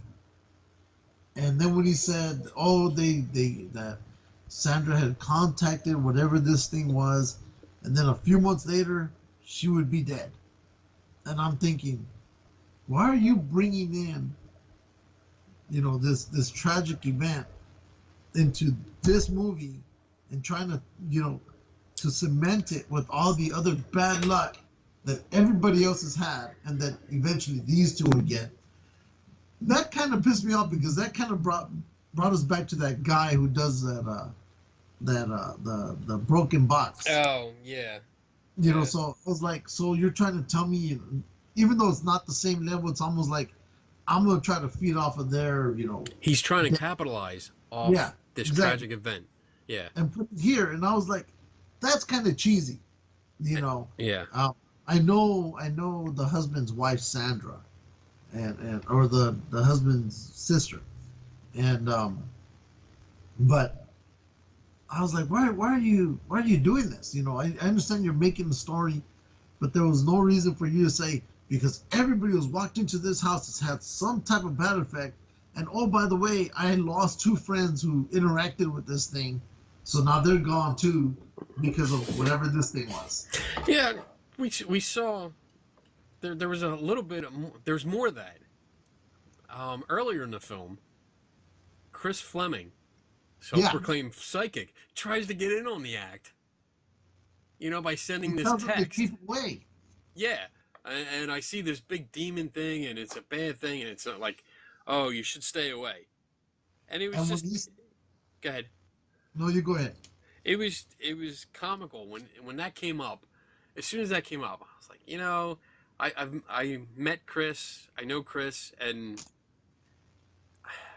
outside of this stuff, I find him to be a fun guy. I like hanging out with him. Outside of all of this stuff, But when it comes to his psychic stuff and ghost hunting, I think he's a total scam. And looking for that popularity thing and looking to be famous. And Yeah. that's all I saw. As soon as his name popped up, I was like, oh, you gotta be fucking kidding me. Yeah, because I've met him and I found him to be a pretty cool guy on the side. He's very open. You can talk to him. Yeah. We've Whereas had, dude. I'm on the opposite end of that with you when it comes about being psychic. I don't know if he is. I don't know if he isn't. But it's interesting to watch him work. When he's working. But when his name came up, I was like, oh shit, he had to make an appearance here too. Yeah. But I took it when he said keep away, I took it as in, keep away because I want to go there. I want limelight. or maybe it was like, hey, I'm going to give you an ominous warning so you can invite me because I'm the psychic and I can come be part of this film. But Chris, well, I first met Chris in Louisville at the first Louisville the paranormal convention that I went to, and he was. I was there with friends of ours, Andy and Tanya Keys, who had a booth there, and I went out there. I drove out with them, and Chris was in the next booth, and he was selling the K2 meters, and this is when really the K2 meters really got famous. Because he had just been on Ghost Hunters with that thing. And I was next to him, and my friends, Andy and Tanya, stayed between us. They would not let me near him because I kept saying, I gotta ask. I gotta ask him about these meters. And it took a while before I was able to ninja my way around and get over to him. And we got to talking about him. And then we've talked a few times. He's given lectures where I volunteered to be his guinea pig, and it didn't work. But and we've had pretty intense debates. We'll call them. But again, like outside of the stuff, great guy. I totally hang out with him anytime. Very personable. But yeah, when it comes to the ghost hunting and the psychic stuff, no, I don't buy it at all. What else was there? I have notes. Well, the one thing I found funny was it's towards the beginning, and Zach talks about, hey, I'm gonna go visit my house, and I'm like, okay, that's cool, and then he says, but first I need to get the squatters out of my home. Then, and I'm thinking, it's your house. Why are you asking them to leave? Right. Kick their asses out. Right. So I found that comical. Right. So you own the building, but you're trying to convince them to get out of your house. I found it comical because there's supposed to be 200 demons in this house, and he shows up, and there's people living in it that have no problem living in it. Like, all right, there's your first red flag. That's your first fucking clue that this is like not real. What's going on? These people are just living in your house. They don't care. They have no stories. The woman, I guess the wife of the squatter couple, flat out says, no, nothing happens here. Nothing at all. Nothing at all. The other guy says, oh, I see quick money. I'll tell you everything you want to hear. Exactly. You pay me, I'll tell you stories. Yeah, that's trustworthy. They also go. He finds the landlord, the owner of the house that he bought it from, and that guy even says, all the tenants beforehand, no problem. The tenant that he had afterwards, that was the in between, the family that claimed to have stuff happen, and then when they sold the house, didn't have anything happen.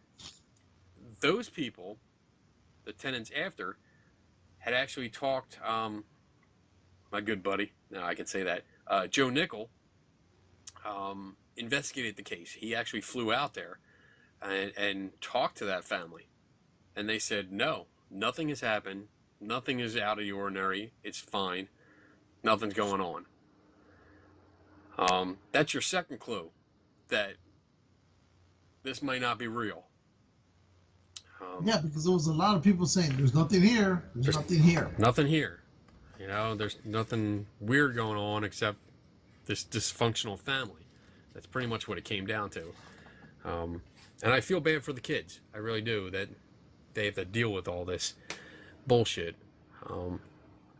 Because remember, everybody started going there because the kids were not going to school. Yes. That's why And social services was out there. And that's why I was thinking, maybe the mom made up the whole story to cover up whatever reason it was. Now, I'm not saying we know anything, but I'm just saying maybe, she made up this story to present to, social services or whatever as to why the kids weren't going to school. Yeah. That's what I thought. It's plausible. It's very plausible. Yeah. And I would not discount that. She did have her kids taken away from her for like 6 months. Yeah.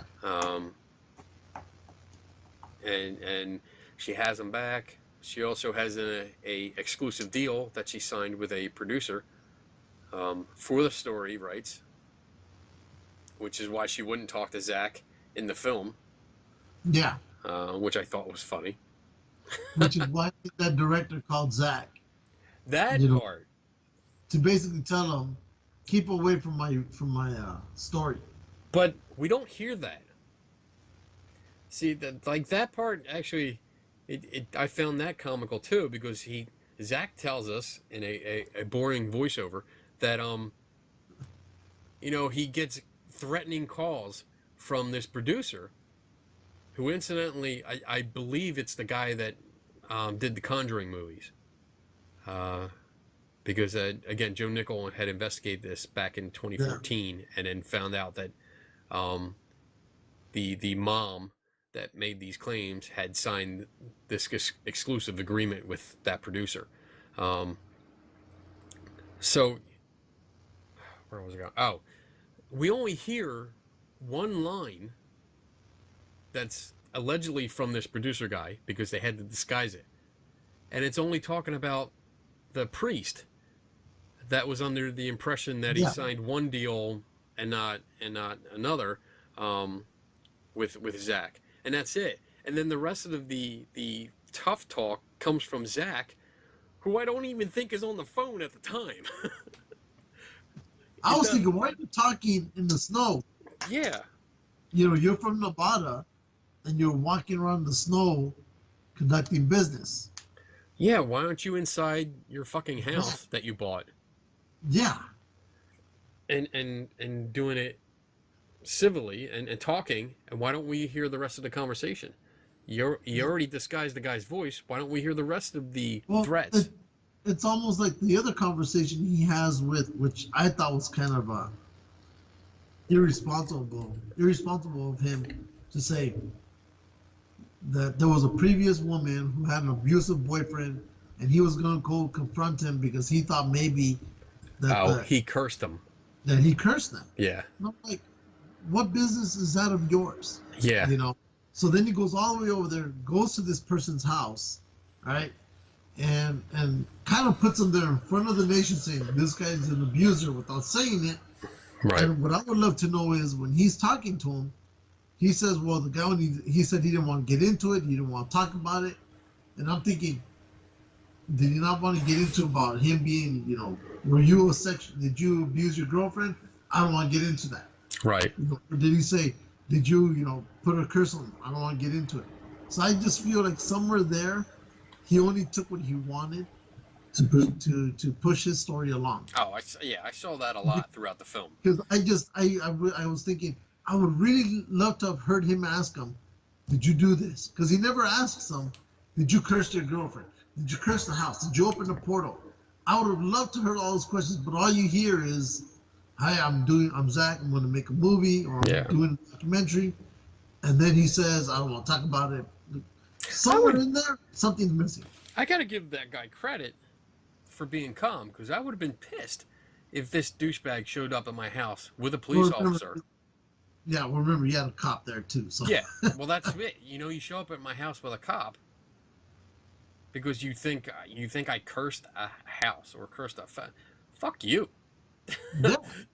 No, you don't show up at my house. And I mean, I thought that was funny because the entire segment before that, he's talking shit how he's going to confront this boyfriend, and boom boom boom, Yeah. and he's talking all tough, and you find out he shows up with a cop. That's why he's tough. It had nothing to do with like, oh, I'm Zach Baggins. Oh, Yeah. I hate that guy. He's such a douchebag. So I thought that was irresponsible of him. Yeah. Well, the one part I did love from Zach, because it's something I've done in the past, but not for like this, is, and I called it, when he's trying to find this, and I think you've done this to a certain extent. He's trying to find the family, but they won't give him the address, and he sees that old news reporter clip. Yeah. He sees, oh, look, here's the street, the house address, and I go, I've done stuff like that. Yeah. Because I want to know where that place is at. You've done it, I think, to a certain extent. Oh, as I've well. done that a lot. Yeah. Yeah. So I love that part. I was like, oh, stalking. This is my favorite part because he's so stalked that family. And that's it. I mean, you nailed it. He stalked that family. Yeah. It's one thing to, like, when I do that, when I go into details like that, looking for a place, I'm doing it for a story. I'm doing it to solve a mystery, not to show up on their doorstep and say, hey, I want you to talk to me. Yeah, or like, that chick that you see walking across the street every once in a while, you want to know where she lives. That's kind of like the stalking thing he did. Me, same thing like you said. I see something on TV, I'm like, oh, I want to go there, but I don't know where it is. Right. I'll figure it out. Yeah, it's like an abandoned place or a famous place, and I want to go see it. Yeah, cool, I'm here. Yeah. Not necessarily walk up and knock on the door and say, hey, I saw your house on TV, I want to come in. Yeah, talk to me, I got demons. That, in this case, I mean, he had called her several times. They weren't returning his calls. Take a hint. She don't want to talk to you. She can't talk to you. She probably has that contract with the other guy. Yes. And that's what they found out later. Yeah, and what I did take out of this was, and I think I got this at the beginning, when he goes, and I love when he said, I'm an expert, demon hunter and stuff like that. He says, I'm one of the leading ghost researchers and demonologists in the world. Yeah. Yes. And he goes, I'm always fighting demons. And I go, that sounds like Ryan Buell. Sounds like what? Ryan Buell. Oh, okay, yeah. From what was the PSA, whatever it was, I forget their group name again, out of Penn State. That statement alone, boldly saying that you're the world's leading ghost researcher and demonologist. Who the fuck do you think you are? Like, seriously, Yeah. what have you done? You did a fucking TV show that sucks. You did a fucking documentary. Overpriced in Vegas. Yes. When it's open. Yeah. I'm gonna try again this year, but yeah, I couldn't even get in last year because it wasn't open. We should try it this year together. I'm gonna try. I'm gonna try and get in. They make you sign a form releasing you of any releasing them of any responsibility. That's fine. I'll take a picture of it. Yeah. And post it. No, it's on there. It's on the website. Okay. That's fine. Okay. Because that'll just let me say, all right, whatever. Come on, hit me.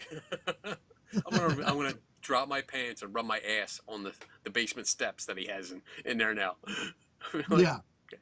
Give me your best shot. Let me see what happens. That's gonna show up in that museum. It will. Oh yeah, absolutely. But I think we should go in there together. I'm for it. I'm all for it. Let's see if the skeptic feels anything versus the on the fence kind of believer, kind of skeptic person. What else was there? Oh wait, let me see. So we start the previous. Oh, what I found funny was when they returned that, I guess her brother or whatever, back to the house, and he said the family wouldn't let him in the house because he had made contact with Zach. So I was thinking throughout the whole movie, I kept thinking, so is this poor guy now wandering the streets? Yeah, where does he live now? Where does he live? Is he a hobo now? And I didn't understand that because I got the impression that the mother and the kids went to stay with the brother, and that it was Exactly. his His- place. Yeah, it's his house. Yeah, so And- how can they kick him out of his own house? And I thought about that. I was like, wait a second. They went to stay with him because they had nowhere else to stay. So he, of course, he opens up his home out of, the graciousness of his heart and kindness of his heart. There you go. And then they say, get the fuck out. I don't know. So- What else is I there? thought that funny. We talked about that. Oh, the other one. When they got the recording of now I love EVPs. I still, I enjoy them. I know you don't, but Sorry to hear that. Well, but the one that got me was when they got that hey, right? When I think it was. Oh, from the inspector. I think so. Yeah. Oh my god. And I'm thinking, even I, as much as I like doing EVPs, wouldn't been able to take that in and say, look, this is because you hear a lot of people walking around the house. You hear a lot of people talking. There's everybody, the cops, I think the cops were there too. They have the radios going. There's just so much going on that word hey could have come out from anywhere. I had the distinct impression that it was him, because he speaks beforehand, he speaks right after, like immediately after. And that goes back to what I said. There's too many people there. It sounds like he's holding it like this and talking into it and trying to walk through or walk over something, and it's just a quick breath like, hey, and he starts talking, and I think it was him. But yeah, it's how do you tell either way? Even if it was a ghost, there's no way to support that idea. Yeah, because when you're doing an EVP recording, not saying that they were doing that. They weren't. Even when you are doing EVP recording, everybody's supposed to nobody move. Stay where you're at. Be quiet and do that doesn't happen. Whatever. That doesn't happen. But that's Right. what they're supposed. There are rules, yeah. But you're right. There are rules. Just like you said, there's a whole bunch of people in the house. They were all moving around. This was a home inspection. It was a wellness check. So they were coming out looking for stuff. The house was not in order. It was not clean. It was not. There was stuff piled up. We saw that in the video, the home video that was made. Yeah. So, yeah, there was a lot going on. Yeah. So you can't take that into account at all. No, I mean, there's like one, for example, I did an EVP recording on this abandoned shack out in Death Valley during the middle of the day. And it was super windy. I'm in there, and there's nobody else around me. And I could hear what could be a voice in there, but I can't use it because the wind is so far. I go, Right. how do I? Maybe it's not the wind Right. contorting the audio levels, whatever. It was interesting, but it's one that I said, there's nothing here. Right. Something, when you have that kind of outside, it's like going out and standing next to the freeway and doing an EVP recording. Yeah. And there's things I still need to do it. I have not recorded it yet, but I've tried this mostly when I was away and sitting in hotel rooms, bored out of my fucking mind. When you do EVP recordings with like the ghost box and stuff that they have out, they're asking the questions, and I've done that with the TV on. And if anybody watching, if you're interested in the paranormal and you like this kind of stuff, try this while you're watching television, especially during commercials. Start doing questions. Just ask a bunch of questions like, who are you? How many people are here? What's your name? While the commercials are playing, and see how many answers you can pick out. And then imagine if you're cycling through radio stations. That's exactly what you're getting.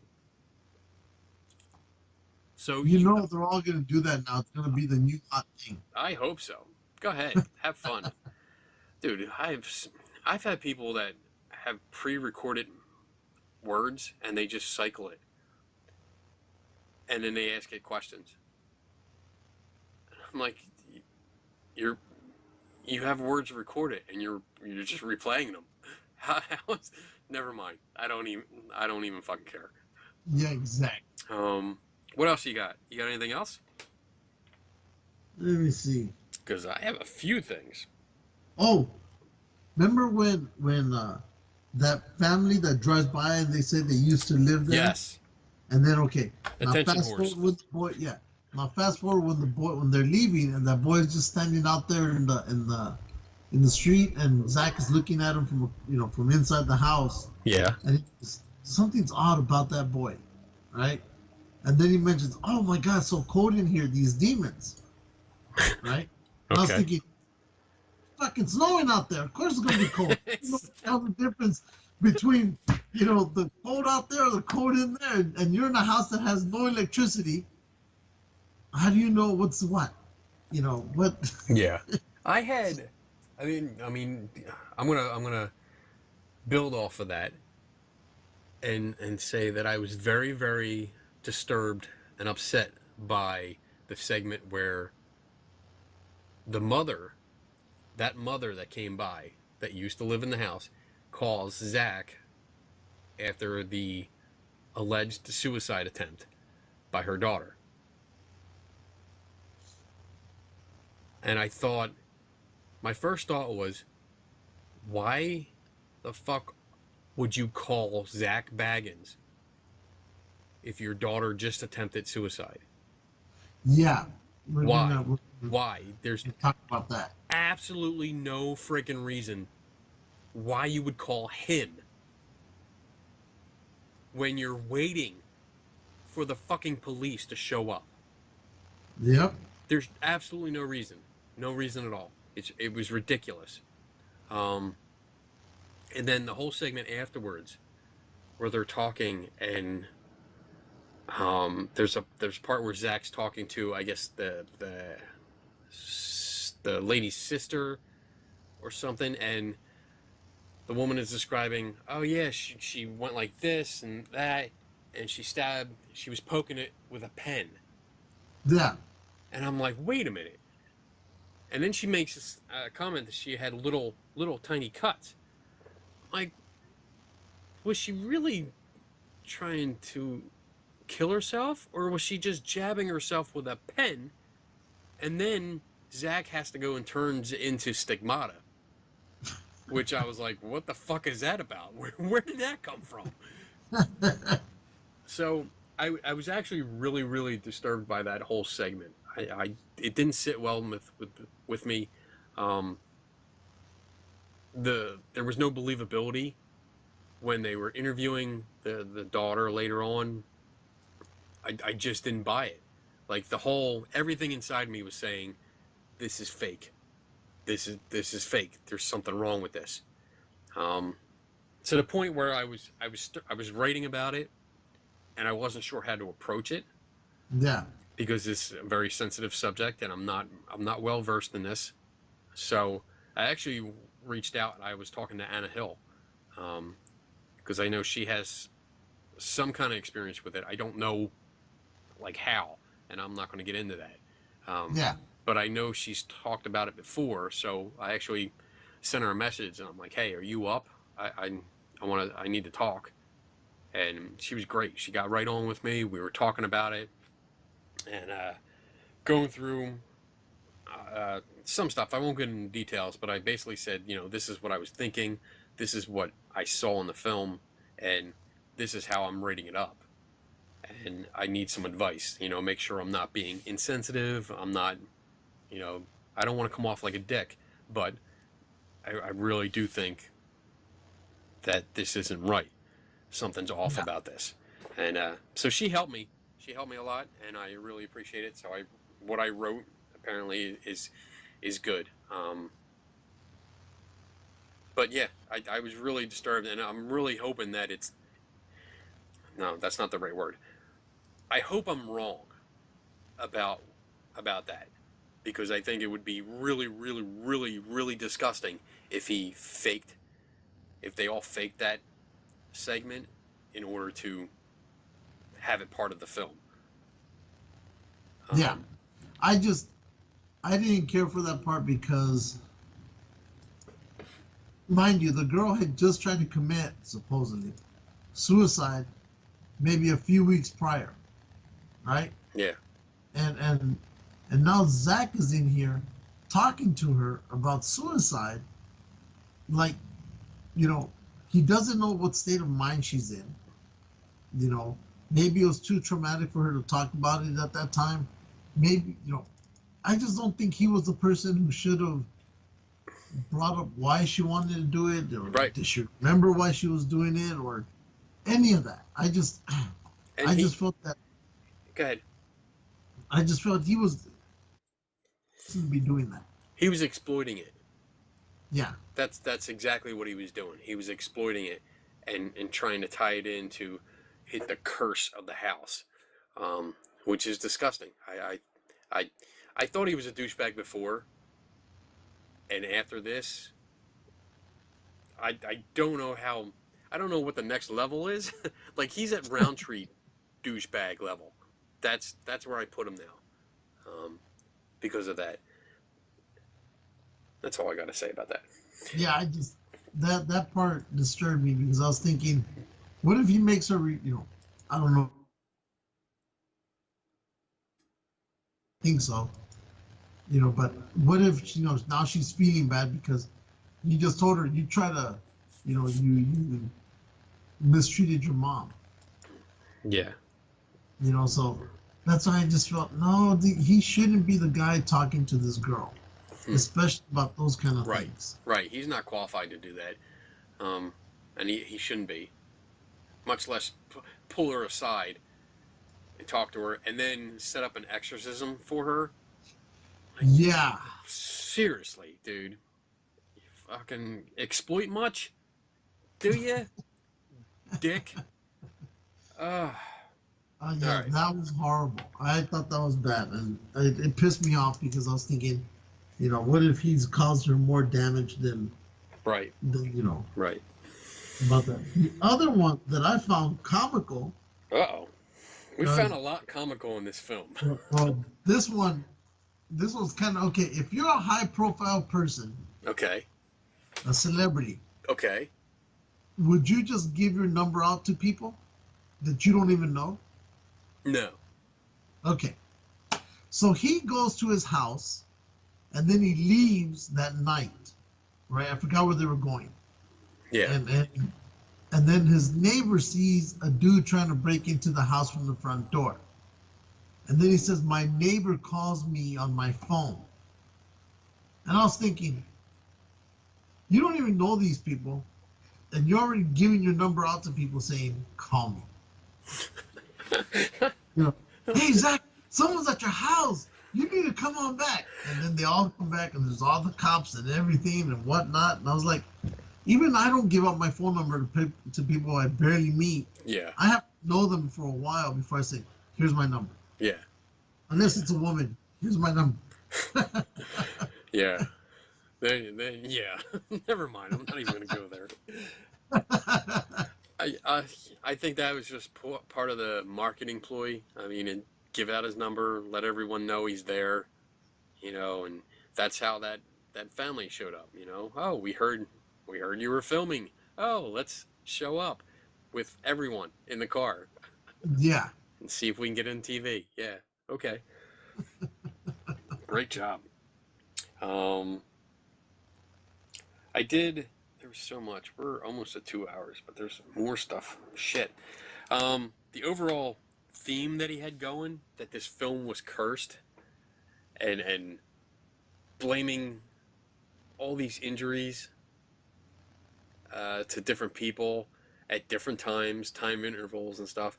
It really made me think of like movies like Poltergeist and The Exorcist and stuff like that all had alleged curses on them. Yeah. And it was like, it just felt like he was tapping into that and trying to put his film in the same category as those, which is awful. I did laugh hysterically in the beginning when he compares it to the next Amityville. Yeah.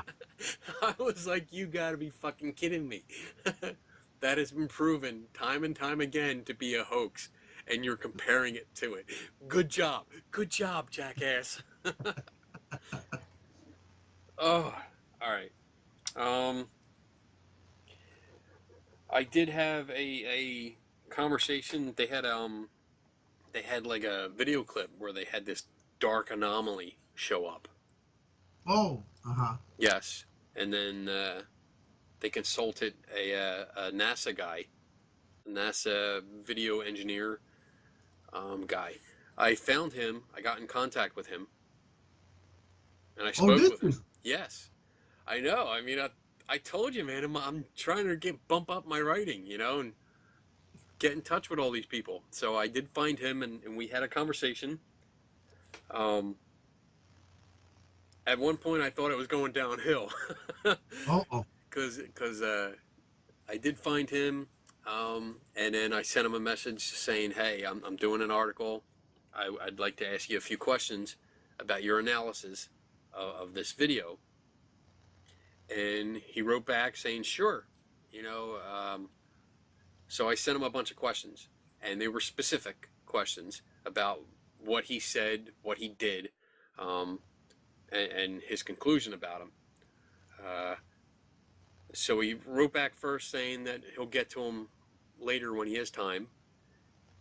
And then I got a message asking me what my intentions were with this interview and what was my opinion of Zach Baggins and his crew. I was like, oh shit. Here it goes. Here I'm gonna lose this. But I did write him a long thing, just basically saying that I like to consult original sources, because there is editing involved, and I noticed a lot of cuts, editing cuts in his interview, and I wanted to make sure that what he said was everything he said, and what they showed him doing with the video was actually everything he did with the video. Yeah. And as far as Zach Baggins is concerned, that I see him as a filmmaker and nothing more. I don't see him as an investigator. I don't see him as any kind of science enthusiast or promoter or even a user of good methodology. I think he's just a filmmaker. That's it. So Uh-huh. I guess that was a good answer, because he did Yeah. reply to my questions, and we went back and forth a little bit. I don't agree with what he said, and I made that clear. I told him exactly, like what I thought was wrong with his analysis. And I found out that he was on a show previously with Zach. Oh. Yes, he was on one of his Ghost Adventures. They call it the Aftershock versions, and it looks like just I guess like instead of doing a full show of his investigating a place, they bring in a whole bunch of people and they sit down and do like a face-to-face interview, and the people that he interviews have their own video clips or audio clips and stuff. So yeah, this NASA guy had a video clip of his own where he got somewhere, and so it got him on the show. That's how he got to know Zach. Ah. So yeah. Side note: the video that this guy submitted, the NASA guy submitted for that show, was terrible. He told me that it was an amazing video. He repeats that kind of a thing on the show, saying that it's an amazing video. It's best thing he ever saw, and this and that. And when they show it, it just looks like a guy in a hoodie ducking behind some pipes. It doesn't look impressive at all, and I was he lost a lot of credibility with me with that, because I come across a lot of people that say they have amazing evidence, and once I see it, I'm going to be convinced, or I'm going to be a believer, and then when you see it, it's a complete letdown. Uh-huh. Like the last Star Wars movie. It's just it's a big letdown, and this is what happened. And So basically, yeah, I think the video clip that they show when the camera guy follows Dr. Taft in the hallway and that little black mask, I'm basically think it's just the camera guy's hand. Um, I think he went in and reached for the lens to try to change the zoom, and he missed the lens. Possibly. I was able to recreate it. I went downstairs and closed the blinds just like they had on the film, and I walked around and put my hand in right in front of the lens. I'm like, oh, there it is. Got it. So Oh gosh. yeah. So yeah, although he's a nice guy, we disagree on that. So, but I did reach out at least and got comments from him. You did that. I tried to reach Dr. Taft, but unfortunately, the phone number and email that he has on his bio on his own website are no longer in service. And then I tried his Facebook page, and that went through, but I haven't gotten a response back. So I tried. All you can do is hope on that one. Yep.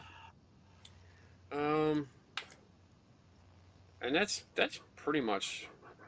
I mean, there's a bunch of other stuff. I mean, the ending when he does board himself up in the house, and he hears the goat noise. Yes. Oh my god, dude, that was so funny. I heard it, and I stopped the video. I was like, wait a minute. Went over to YouTube, typed in "angry goat," came up, and like the first one, I was like, that sounds exactly like it. There you go. Like, I'm pretty sure he probably just played it on his phone from the other room. He had a Bluetooth speaker. He said when he said he had problems with his eyes all of a sudden, and that he would probably, he didn't know how bad it was, and then come to find out he had permanent eye damage. So he says, And I was like, what the heck? And then he talked about those prism glasses, and he says he now has to wear those permanently forever. And so I looked up these glasses, and I'm like, 101? Because he said in order for him to get his eyesight to possibly come back, he has to do surgery, but with the chance of him losing complete eyesight. But I looked at those glasses, and I'm thinking, I guarantee you this dude is going to supposedly say, I did the surgery and my eyes are A-okay. Because those are some, because Zach is all about image. yeah. And those glasses do not necessarily give a good image. I looked up the condition that he says he has is diplopia. Dick. Dip, D-I-P, not D-I-C, diplopia. And it's double vision. That's what it is. You get double vision. It's not, from what I've read, it's not as serious as he makes it out to be. Surgery is an option if it's very serious, and we're talking like there's I think a tumor with it, but the most often cause, well, not often cause, the most often treatment is pretty much wearing the prism glasses, eye exercises, and sometimes wearing eye patches, and it clears itself up. Most people, the majority of people, it goes away. It's not permanent. So It's permanent in Zach. it's permanent in Zach. Yeah. So yeah. Yeah. It's not as bad, and I think he did exactly what he did with everything in that film, and just over exaggerated to make it look bad. I mean, he definitely has a theme where he focuses everything on him. Everything happens to him. Everything wants him. Everything wants to attack him. And it's honestly, I've seen maybe 4 of his TV shows, and plus this, and it's already old. I've seen him possessed like twice in just those handful of shows. That's way too much. and it's always me, Yeah, and ridiculous. it's really real. But yeah, the corrective lenses, which is the prism lenses, eye patch, eye exercises, and surgery. Surgery, depending on the cause, you might require surgery to correct any physical issues. Also, people with issues like cataracts or problems within the eye will likely need surgery at some point. The surgery to correct that problem should also fix any double vision. Mm-hmm. Sure. Outlook. People with double vision often make a full recovery. Some people will recover with minimal treatment, depending on the cause. Others may need more, but still experience a full recovery once your doctor identifies the problem. So, yeah, I think he just bullshitted, and he's looking for sympathy. Oh, look, they attacked me. I have to wear these glasses. Love me now. Send me money. Yeah. Send money so I can fix send my money. eyes. Yeah, so I can fix my eyes, which will be fixed by the time I get the money, and I can spend it on other things, like clothes, tighter shirts. Black t-shirts. Oh man. So I guess to wrap it up, I mean, I really tried to go into this and look at it and say, all right, let's see what he did. And I was disappointed. I was highly disappointed. I didn't believe anything that was going on. I thought there was a lot of acting going on. The recreations I thought were silly and took away from it. It didn't match what was just described. Like the guy Kevin, which is the uncle of the kids, he gave 2 descriptions, and the recreations just took them and sensationalized and over dramatized them. It was ridiculous. It gave a bad impression. I think he gave a bad impression overall. He's definitely not a good investigator. He's not a leading thing of anything except bullshit films. And I just didn't like it. I wouldn't recommend it. It's not worth the money. It's not worth. Yeah. It's not even worth watching it for free, which I did. Yeah, me too. Yeah. What do you think? Yeah. If you're a prior investigator, then this is your tool book. This is your how-to book. Because a lot of them are gonna love it, a lot of them are gonna enjoy it, but they're not gonna see the things that we saw. The exploiting of the people who were killed. The exploiting of this child's possible suicide tendencies. People wanting to get paid off. If you pay me, I'll tell you a story. Right. It was a complete mess.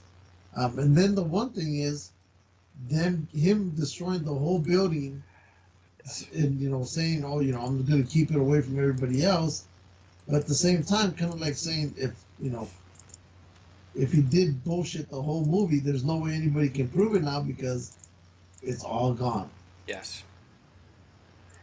Yeah, I mean, he covered his tracks. That's what he did. He made sure you couldn't go in there and replicate anything. He made sure. I mean, here's the thing. He knocked it down because he didn't want anybody else getting in the house. But using his logic, if there's demons in there, you just knock down the walls and let them all out. Yeah. Way to go, good jackass.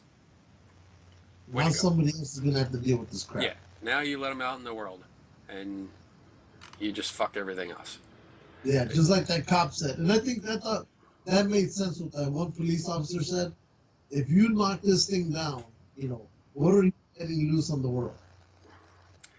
If there was something there. If there was something, yeah. I mean, I don't think there was. I saw nothing that even gave me a second look. I didn't do a double take at all, thinking, oh, that's interesting. It just really, really fell short of anything interesting. And I think that's why they had to create some stuff. Even the Black Mass video clip. I mean, they didn't find that until weeks later. Yeah. You know, and you can't recreate stuff now. The house was probably destroyed by then. You can't even try to recreate it in the house. You can do it anywhere though. It's real easy. Just put your hand in front of the fucking lens. But I mean, yeah, like any of the other claims, which there really aren't other claims that you can test, except for the oil stuff. That was interesting. I would have liked to have been there with that, because there was a part. We'll tap into this a little bit. When they were talking about that, there's various cutscenes where it like shakes something in front of the camera, you know, and it's like those dramatic cutscenes that it actually shows a report. And it does this several times, and if you freeze frame it, you find out that it's the typed up reports from different, like the caseworker had one report, the home inspector had another, and when you read what's on the freeze frame, you see that there's a part that says oil dripping from something that they made above. Like, I forget the exact wording, but it says something about what I think the mother made something and hung it above it, and it was dripping down. But they don't tell you what it is. You don't see enough of the report to understand what it is. Which I thought was interesting, because I'm like, all right, well, this report's saying that there was something hung above that window, but they're not telling you anything about it. They're not showing that. They're not saying anything. Well, they said they cleaned it off, locked the room, and then they went back in and found that oil stain again. Right. So yeah, but I don't know. See, yeah, that's the thing. I was trying to figure out what could have possibly have caused that. I don't know. I'd like to see that report to figure out what was above that window, because there might be an explanation for it, and they're just hiding it. Yeah. Which I wouldn't put it past them. Oh, I wouldn't put it past them at all. No. All right, let's wrap this up. I thought overall interesting. Like I said, if you're a paranormal investigator, this is the movie for you. But if you want to be open-minded and really hammer it down for what it is or what it isn't, then welcome to our side of the boat. All right. Let's. What do you got coming up? What do you got coming up this weekend? Well, tomorrow I am leaving work early to go to the Long Beach Grand Prix. So they're gonna be doing car races all day long. And then on Saturday is the Monster Palooza in Pasadena. So I'm gonna go run around and do that for a while. Take some pictures and post them. That'll be interesting. There's a bunch of guests. I think I'll post it back up on G&G again. Good. And that's tomorrow. That's Saturday. That'll be Friday, Saturday, and Sunday. But I'm only going Saturday. The girl. Did you ever see the original? What is it? The Walking, not the Walking Dead, or Day of the Dead? Yes. The one where the girl's in the cemetery with her brother. That started off the whole zombie craze.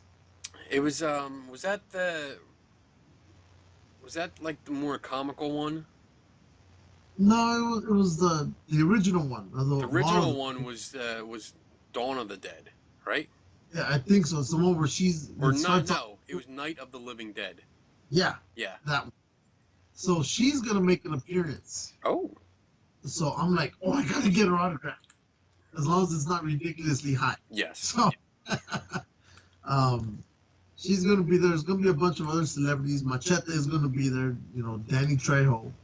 He's gonna be there. I'm not really interested in getting his. Elvira's gonna be there. Again, there's a bunch of others, but the only one I'm really interested is in her. Okay. So, I know she's been on Strange Frequencies twice. Oh. So I'm thinking if they can get them have to be able to get her. We can do better than them. Exactly. Those bastards. Yeah. They're getting as bad as us with shows. I saw I know like, they are. like, oh, there's no show this Sunday. Oh, there's no show this Sunday. Yeah. So I always put comments on there. Ah, all right. I got, let's see, tomorrow, or right now for me today, I don't have much going on. Saturday, I will be, you ready for this? I will be at a spiritual awakening expo. Ooh. Yes. Donna was invited to come out. She's got a booth, so she's going to be selling her crafts. And I was like, well, wait a minute, what's this about? All kinds of people giving readings and stuff. There's going to be psychics and mediums and Reiki masters and stuff like that. And I was like, up your alley. let me look this up. Oh, it's only $2 to get in? I am there. So I did send a message asking about how much all these readings, because apparently there's going to be like a bunch of different psychics and stuff, and they're all going to charge their own different prices. So I may sit down with a couple of them that don't know me and see what happens. I know the people that run it, so they're nice people, and I don't want to get them all pissed off, but I'm going to find out how good these people are, because some of them actually say, like, I looked up the vendors because that's what I do, and there's a few of them that say accurate or highly accurate. So those are the people I want to sit down with and be like, all right, what do you got? Impress me, and ooh, I will be able to use my psychic envelopes. Uh-oh. I have 3 envelopes here that has information about 3 different people. I wasn't going to say people, but I'm going to give that out. People. There's 3 people listed in these envelopes, and each envelope has information about one person, and I'm going to bring them with me and say, all right, if you're going to contact anybody, these are the 3 people that would impress me. So let's see what you got.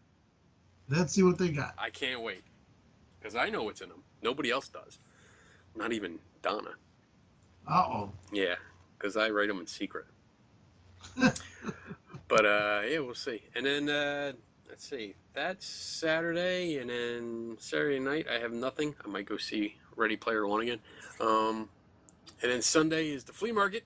What? There you go. And then I have some other projects I think I want to get. Oh, I have. I want to go up to a tattoo parlor because I have a design for a new tattoo. Oh my gosh. Yeah, I'm gonna get it right here, and it's looking cool. I designed it myself. What is it? A heart? No, I don't have a heart. Shut up. No, it's actually going to be. It's a stack of books, a short stack of books. There's 4 books, 3 thick books, 1 thin one, and there's going to be right next to it a candle, and with an old candle, that antique kind of candle holder. You know, the ones like that have the finger loop and you hold it, and it's going to be. I want the scene to look like it's dark and the candle's lighting it up, and the 3 books are Flim Flam by James Randi, The Demon Haunted World by Carl Sagan, and a Magician Among the Spirits by Harry Houdini. Ooh. So those are the 3 books that are going to be on there, and then the thin book that's right in the middle of them, it's going to have a little KB for the author, and then the title is going to say "Never Stop Learning." So that's what I got now, and I put a rough sketch together, and I'm going to go over and meet with the artist and have them flesh it out for me a little bit, put their own style on it and see what they can come up with, and then see how much it's going to cost me. $500. That was the price a lady gave me, because she's like, we were talking, and I said, oh, I really like Superman, and I have this one. She's like, I can put a big one on your chest for $500, and I thought about it. I was like, oh, I totally do that, because every time I come into the bedroom, I can be like, Yeah, that's what you need. yeah, but I passed on that, so I wonder why. we'll see. Donna just got a tattoo last weekend. Oh, did she? Yeah, she got it's a 3D butterfly on her wrist right here. So it's a nice blue monarch butterfly, and the shadowing makes it look like it makes it look like there's one that's standing on her wrist. It looks like it's coming up off of her. So it's really cool. She's wanted it for a while, and she kind of just jumped on it. She went over to see how much it was. It was cheap enough that she could do it, so she sat down and said, all right, let's do it. And then that got me thinking, like, shit, I want another one. I should do it too. I need another one. It's been a while. All right, motherfucker. Let's thank our sponsors that All don't pay right, us. here we go. Devil's Playground. I miss him. Shield. Blue Ghost Marketing. Cat. East Coast Cat. Yep. Bluegrass Ghost Chasers. BJ Hodges. Eric Altman. Eric Altman. Bigfoot Hunter. Yep. Which we wish him the best of luck with everything. Yes. Chris Weber, Paranormal Skeptic Academy. Oh, and he's going to put that away. Yes. I spoke to him about that too. And yeah, I think he's going to take a break from it for a while. Yeah. Which is sad, because I love that show. And me too. Movie Buff. Color World. Books. Did you see BJ Hodges. Did you see the video I put up of Brad Kelly doing Yeah. that at the karaoke? That was funny. And your buddy John Fowler. John Fowler. John Fowler. I haven't talked to him in a while. I gotta hit him up. Let's see how he's doing. All right, that's pretty much it. And I'm gonna try and get this episode up tomorrow, which will be Friday, April 14th, or no, 13th. It's Friday the 13th. That's right. Awesome. So I'll try and have this episode up. In the meantime, boys and girls, never stop learning. Take no one's word for it. And we are out in 3, 2,